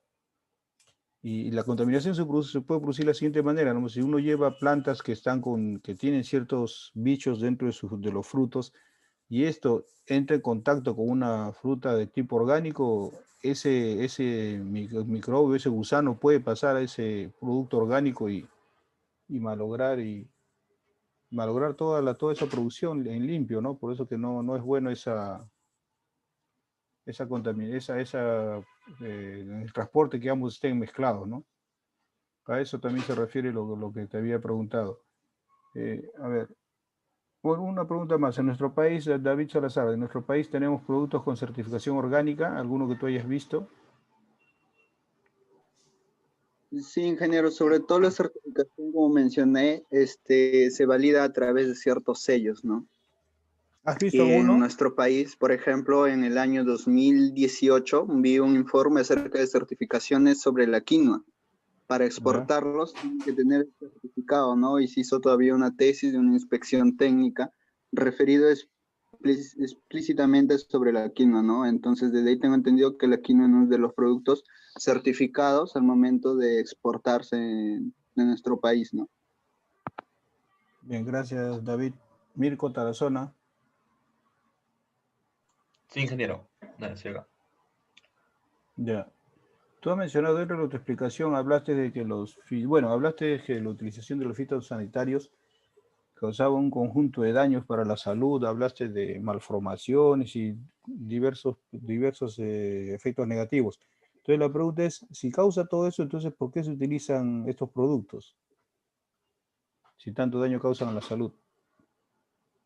Bueno, como mencioné, o sea, no es que un contacto poco genere estos problemas, ¿no? Es un contacto excesivo y desmedido, ¿no? Es como, por poner un ejemplo, en el caso de cuando un doctor hace un tratamiento con esos rayos X, o sea, el paciente normal lo puede hacer, pero el doctor que está en un constante trabajo no se aparta de esa zona, es algo similar, ¿no? Y bueno, y la razón por la que se usa esto es debido a el poco conocimiento que se tiene sobre estas prácticas, ¿no? A pesar de que ya lleva buen tiempo desarrollado en el Perú, que son más de 10 años, desde que se ha hecho esa ley respecto a la agricultura limpia, aún la aplicación por parte la aplicación por parte de los agricultores es pobre, ¿no? Y por eso es lo que, ignorando los hechos de estos problemas, simplemente recurren a usar estos productos de forma excesiva.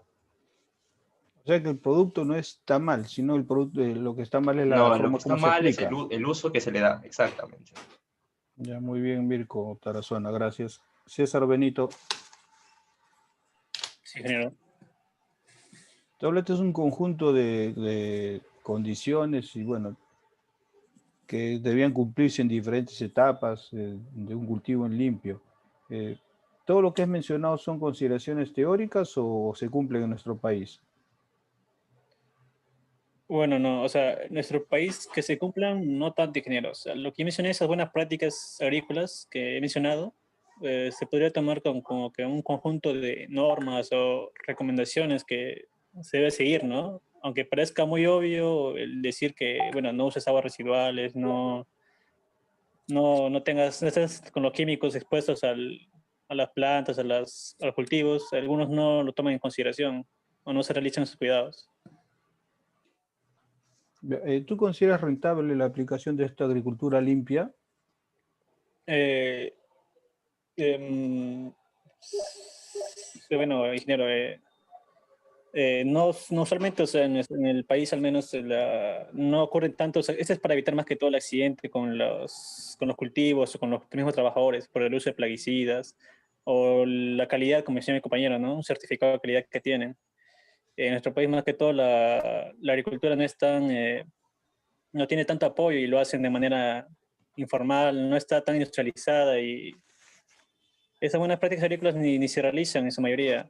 No tienen una buena organización para Ya, ello. no, pero mi pregunta va a lo siguiente, ¿no? Si tú consideras rentable la aplicación de la agricultura limpia, ¿no? Si tienes opción, por ejemplo, tú de decidir de qué manera se debe cultivar una determinada zona, tú decidirías por la agricultura limpia porque consideras que va a ser más rentable o simplemente Claro, o te sea, dirigirías por los convencionales. sí, va a ser más rentable porque con estas medidas, bueno, van a haber menos gasto de los insumos químicos, del uso de plaguicidas, de todo esto. E inclusive con la certificación que lo mi compañero David, que se le puede añadir a los productos, puede aumentar los precios de estos mismos. Y bueno, a la larga sería más rentable realizar todo esto. Muy bien, César Benito, Sebastián Palacios. Sí, ingeniero, presente. Bien, tú has mencionado un conjunto de ventajas también de la agricultura limpia, y inclusive has mencionado cuadros en los que aparecen los productos que se cultivan en nuestro país. Bueno, también has presentado el cuadro que mencionas ahí, en el cual se ve que a nivel mundial hay mayor aplicación en los países que están fuera de América, ¿no?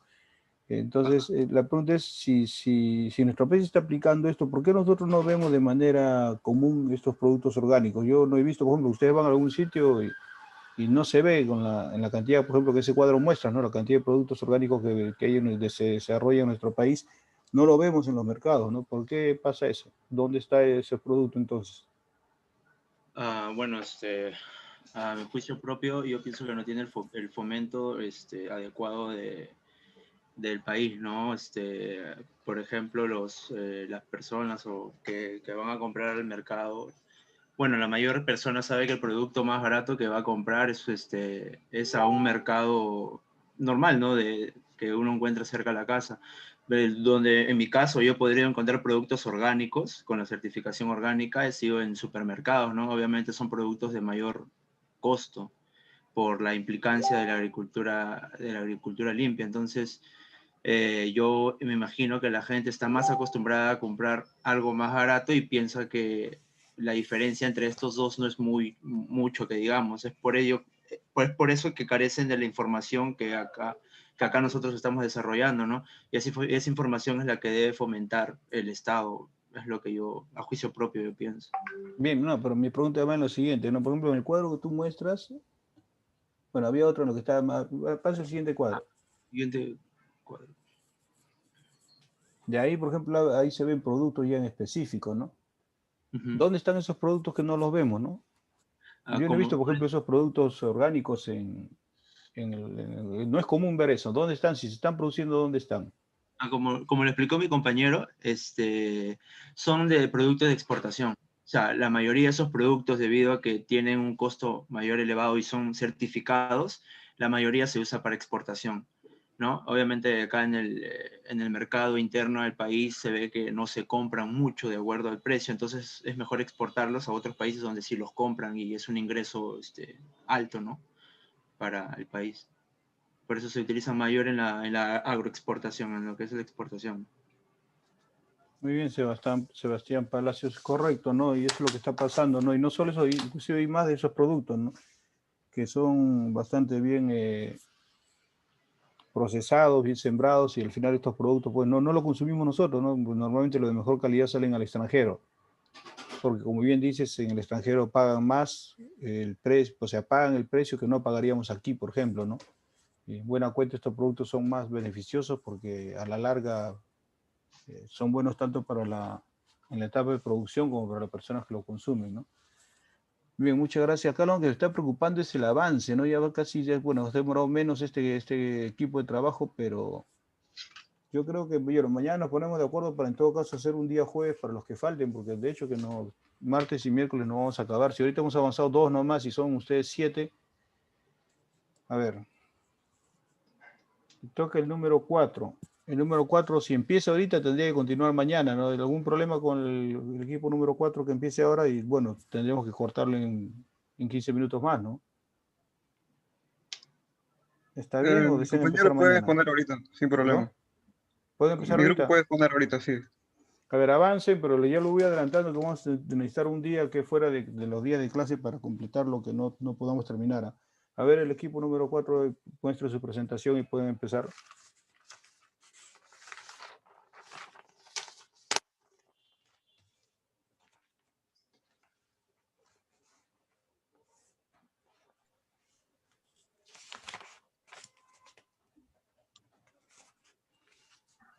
Buenas noches, ingeniero. Sí, buenas noches. Buenas noches. Somos el grupo número 4. Nuestro tema es comparación de sistemas de riego. Bueno, brevemente diré Disculpa, unos antecedentes. Tu apellido. Ya, Sergio Cáceres. Adelante, Sergio. Ok, muchas gracias. Brevemente, me voy a enfocar en antecedentes en lo que es riego por goteo y por aspersión. Lo que es riego por goteo, como se sabe, es un riego primitivo de tiempos antiguos.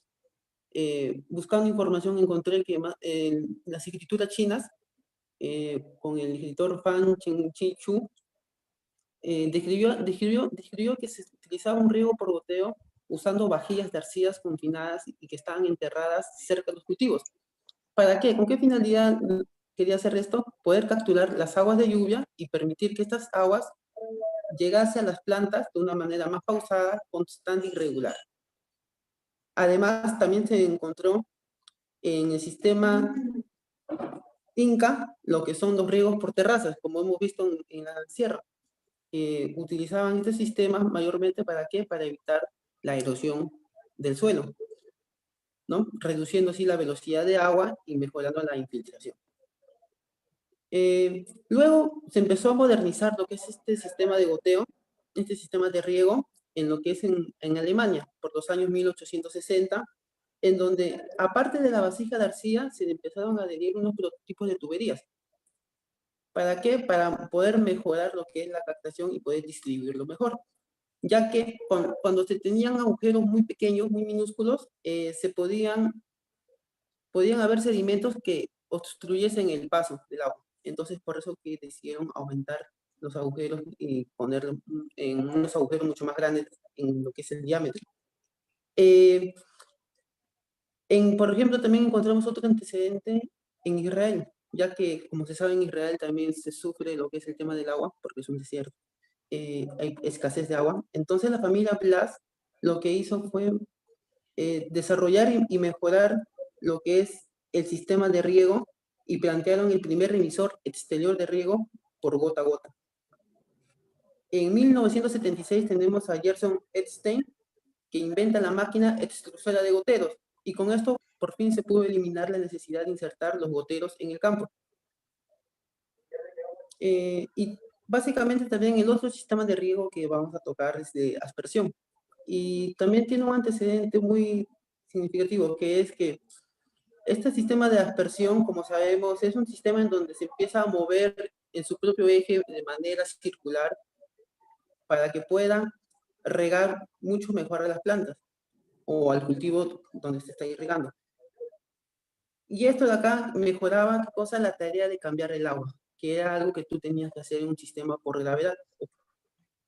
Además, que se quitaban ya lo que eran las tuberías, ya que solamente es un sistema giratorio. Y se mejoró este sistema con lo que es el pivot. ¿Por qué? Porque al comienzo solamente se utilizaba estos tipos de riego para áreas pequeñas, pero ahora mediante el pivot, que es un sistema de riego en donde es móvil, entonces ya se puede regar mayores áreas y superficies de cultivo. Siguiente, por favor. Y bueno, y entrando ya al tema en sí, los objetivos que se plantea para este trabajo general son conocer las características de los sistemas de riego para la producción de productos agrícolas y comparar las eficiencias de los sistemas de riego en la producción de productos agrícolas. Y con respecto a los objetivos específicos es conocer las características, ventajas y desventajas de los sistemas de riegos por goteo, aspersión y gravedad. Comparar el comportamiento de la brotación, producción y calidad de los tubérculos utilizando sistemas de riego por goteo y por aspersión. Y determinar el incremento de la productividad del uso del agua en el cultivo de la papa variedad Diacol Capiro. Bueno, le voy a pasar a mi compañero Brian. Continuando con la exposición, mi compañero ya presentó unos antecedentes sobre los orígenes de algunos de los sistemas de riego. Yo voy a explicar ya lo que son las comparaciones entre ellos, porque los papers lo que va a realizar directamente es comparaciones. Bien, vamos a ver en este cuadro, por ejemplo, que los más eficientes en respecto al uso del agua son los de goteo, el tradicional y el subterráneo. Esto debido a que se aplican en zonas localizadas, ¿no? Directamente al cultivo. Mientras que el de aspersión o el gravedad, el de aspersión se va hacia sectores por estos chorros, y el de gravedad ya es a veces por inundación o por surcos, ¿no? Por esto la diferencia en la eficiencia de estos tipos de riego. Y ahora, ¿por qué el subterráneo tiene más eficiencia que el tradicional? Eso se debe a que no tiene las pérdidas por evaporación, ¿no? Por eso vemos que es el más eficiente de todos. Sin embargo, también es el más costoso debido a que, como pueden ver en la gráfica, es precisamente subterráneo, ¿no? Esto implica movimiento de tierra y más tuberías que encarecen el sistema y lo vuelven más complicado. Además, los dos sistemas de gravedad también los dos sistemas de goteo que se presentan aquí también no son tan usados, especialmente el subterráneo, debido también a que requieren de conocimientos especializados por parte de la gente que lo realiza, ¿no? Porque si no se mide bien, si no se estima bien, en las necesidades de la planta se puede dar más de la cuenta y al final termina resultando perjudicial, ¿no? Otro de las consideraciones a tomar en cuenta es el tema de la extensión, ¿no? Normalmente los cultivos los riegos de gravedad no se usan en grandes extensiones, ¿no? Por lo que necesitas darle un trato más detallado a cada uno de los cultivos. Y mientras que la dispersión o el de gravedad sí que se utiliza para grandes extensiones, ¿no? Prácticamente el movimiento del agua sí que te ayuda ahí. Otra de las consideraciones son las heladas, ¿no? He leído en tesis también que el método de goteo no es muy bueno para las heladas, mientras que el de aspersión, por ejemplo, sí es recomendable porque trabaja con los aspersores, generando una especie de microclima o una regulación de la temperatura que impida que ésta caiga bruscamente y que genere problemas, ¿no? Y finalmente otro de los aspectos que quise tocar era el tema del drenaje y la salinización, ¿no? Que están relacionados. Normalmente cuando uno lee sobre el goteo, sobre el sistema de goteo, ven que una de las ventajas es que no necesita drenaje. Esto a simple vista es bueno, pero implica que sí, que normalmente necesite trabajar en conjunto con otro de los métodos de riego, ¿no? Como el de gravedad, porque luego va a presentar problemas de salinización, ya que no experimenta el lavado que sí tienen los de aspersión o gravedad, ¿no? Y a su vez los que sí tienen este lavado por la cantidad de agua que se aplica, tienen problemas con el nivel freático, por lo que paradójicamente necesitan de drenaje, ¿no? Así que digamos ahí hay que tomar en cuenta este tipo de consideraciones, ¿no? Y ahora ya le doy paso a mi compañero para que desarrolle uno de los papers. Buenas noches, ingeniero. Mi nombre es Ricardo Soto. A continuación vamos a hacer el desarrollo del principal paper, que es el que justamente se nos ha asignado, ¿no? En este paper, que es el paper número 1, justamente su objetivo es comparar las dos modalidades de riego, que sería un riego por aspersión y un riego por goteo, ¿no? Pero antes de ello tiene digamos, un acondicionamiento del objetivo del planteamiento de lo que se quiere llegar a analizar, puesto que empieza diciendo que el paper va a analizar justamente la papa porque es uno de los elementos o uno de los productos más consumidos en el sector, que es en el sector de Colombia, ¿no? Y otro también inicia aclarando que por qué se va a analizar la papa, porque es un elemento que es sensible al déficit hídrico. ¿Qué significa el déficit hídrico? Es decir, que en ocasiones, digamos, se ve afectada el rendimiento de este elemento debido a que en ocasiones la demanda es mucho mayor a la oferta, ¿no? Del agua. Y bueno, tiene un requerimiento hídrico que varía entre 400 hasta 700 milímetros. Y bueno, también hace una aclaración, de acuerdo a la FAO, menciona que justamente su rendimiento o su productividad puede ser afectada si en caso el requerimiento hídrico se tiene por debajo del 30%, ¿no? Bueno, también el lugar de exploración que había mencionado que es Colombia. La finca es justamente la finca La Planada, y el suelo es una de las otras características a tomar en cuenta, otra de las variables, ¿no? Que es un suelo insectisol. Ahora, hay una propiedad interesante de este tipo de suelo, puesto que, digamos, teóricamente debe ser un suelo homogéneo, tanto en propiedades físicas y químicas. Sin embargo, en las propiedades químicas se tomó homogéneo, pero como digamos la papa es un producto que justamente tiende a echar raíces por debajo del espesor inicial del suelo con el cual se había plantado. Entonces lo que tiende a suceder es que tiene que analizarse las características físicas a más profundidad. Por tanto, se va a obtener variaciones de las condiciones físicas que se tiene del suelo, ¿no? Siguiente, por favor. Ya, muy bien. Ahora, ya había mencionado que el paper va a analizar dos tipos de riego, que sería un tipo de riego por goteo y otro por aspersión. En el tipo de riego por goteo va a utilizar una metodología, ¿no? Que justamente la cual involucra el uso de mangueras. El tipo de mangueras es una manguera Unirang, y también otra variable a controlar que son los goteros que se colocaron a cada 10 centímetros y la descarga de 1 litro por hectárea, ¿no? Se instalaron justamente en el momento de siembra y bueno, se analizaron, hizo un análisis 50 días después, y los cuales las semillas fueron enterradas a los 10 centímetros a la misma profundidad que después se enterraron justamente las mangueras a 10 centímetros a los 50 días, que es el día de aporque, ¿no? Ahora, voy a hablar de riegos por aspersión. También tiene semejantes, es otra metodología, en los cuales lo importante a tomar en cuenta es que los puntos de riego o los aspersores estaban colocados a 6 metros y tenían una mayor descarga que la descarga utilizada por goteo, ¿no? Siguiente, por favor. Siguiente, por favor. Ya, ahí. Ahora, se va a utilizar una metodología, ¿no? Lo he llamado metodología de extracción de datos. Esta metodología, justamente tiende por, digamos, a tipificar la papa en función a su tamaño. Vamos a tener la papa principal, la papa primaria, la papa secundaria y la papa que justamente son de no uso humano, que va a ser la papa verde y la papa la afectada por elementos malignos. Después se va a hacer una curva de retención de humedad para justamente caracterizar cuán húmedo está el suelo, ¿no? Y después se va a utilizar un kit sensor de humedad, que es el SM150T, justamente para monitorear la humedad de campo. Continúa. Ahora, a lo que nos interesa, que son los datos, ¿no? Los resultados. En principio, como había mencionado, las tres principales variables que se querían analizar era justamente lo que sería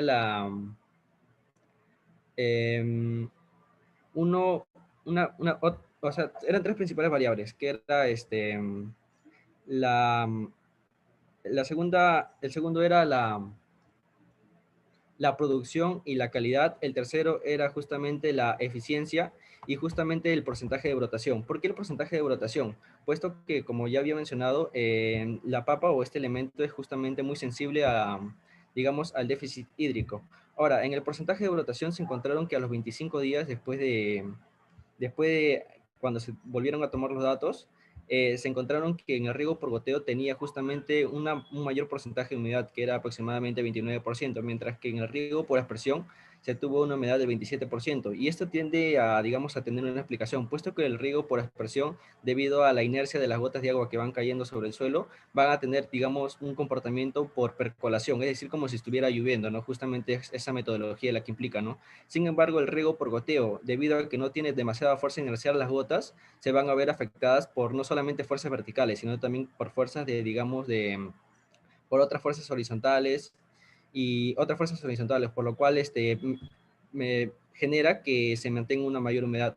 Por tanto, que a los 25 días la papa pueda tener mayor porcentaje de brotación, a los cuales las diferencias estadísticas sí son sustanciales, puesto que mediante el método de goteo se obtuvo 72%, mientras que en el riego por expresión solamente se tuvo 23.3%.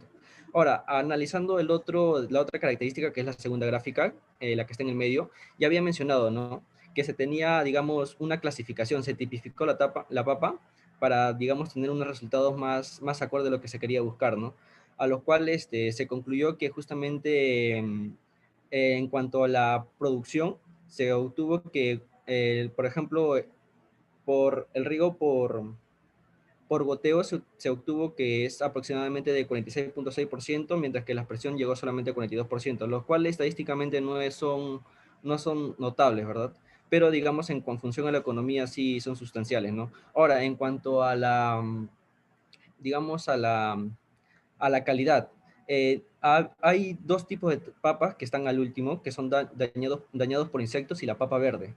¿Qué sucede? Que, digamos, el riego por goteo generó justamente mayor cantidad, como pueden observar, mayor cantidad de papas dañadas por insectos y papas verdes. ¿Qué es la papa verde? Son aquellas papas verdes las cuales, debido a la fisura que tiene el suelo, son, digamos, afectadas por los rayos del sol, lo cual no logran madurar correctamente, ¿no? Y justamente son papas que ya no son, digamos, para el consumo de las personas, ¿no? Y por último tenemos la eficiencia, que es otra característica, ¿no? Que justamente en el riego por goteo se tuvo una mayor eficiencia, es decir, una mayor producción de papa en función al volumen de agua que se le administró. Por ejemplo, estadísticamente sí son sustanciales las diferencias, puesto que en el riego por goteo se obtuvo hasta 8.8 kilogramos por metro cúbico de agua vertido, mientras que el riego por aspersión solamente llegó hasta 5, hasta en algunos casos 6, considerando la variación estadística, ¿no? Y esos son justamente los resultados sustanciales en este paper. Continúa. Y ahí paso a mi compañero, Richard, para que continúe la exposición. Un momentito, ya Richard quedaría a partir para mañana, ya son más de las 8 ahorita. Entonces han expuesto Sergio, Brian y Ricardo. Mañana continúan los restantes, ¿de acuerdo? Bien, muchachos, entonces, sí, entonces mañana continuamos, por favor. Yo a las 6 en punto voy a activar esto y ustedes continúan con su presentación. Listo, muchachos, sería todo. Entonces mañana nos vemos. Hasta luego a todos, buenas noches.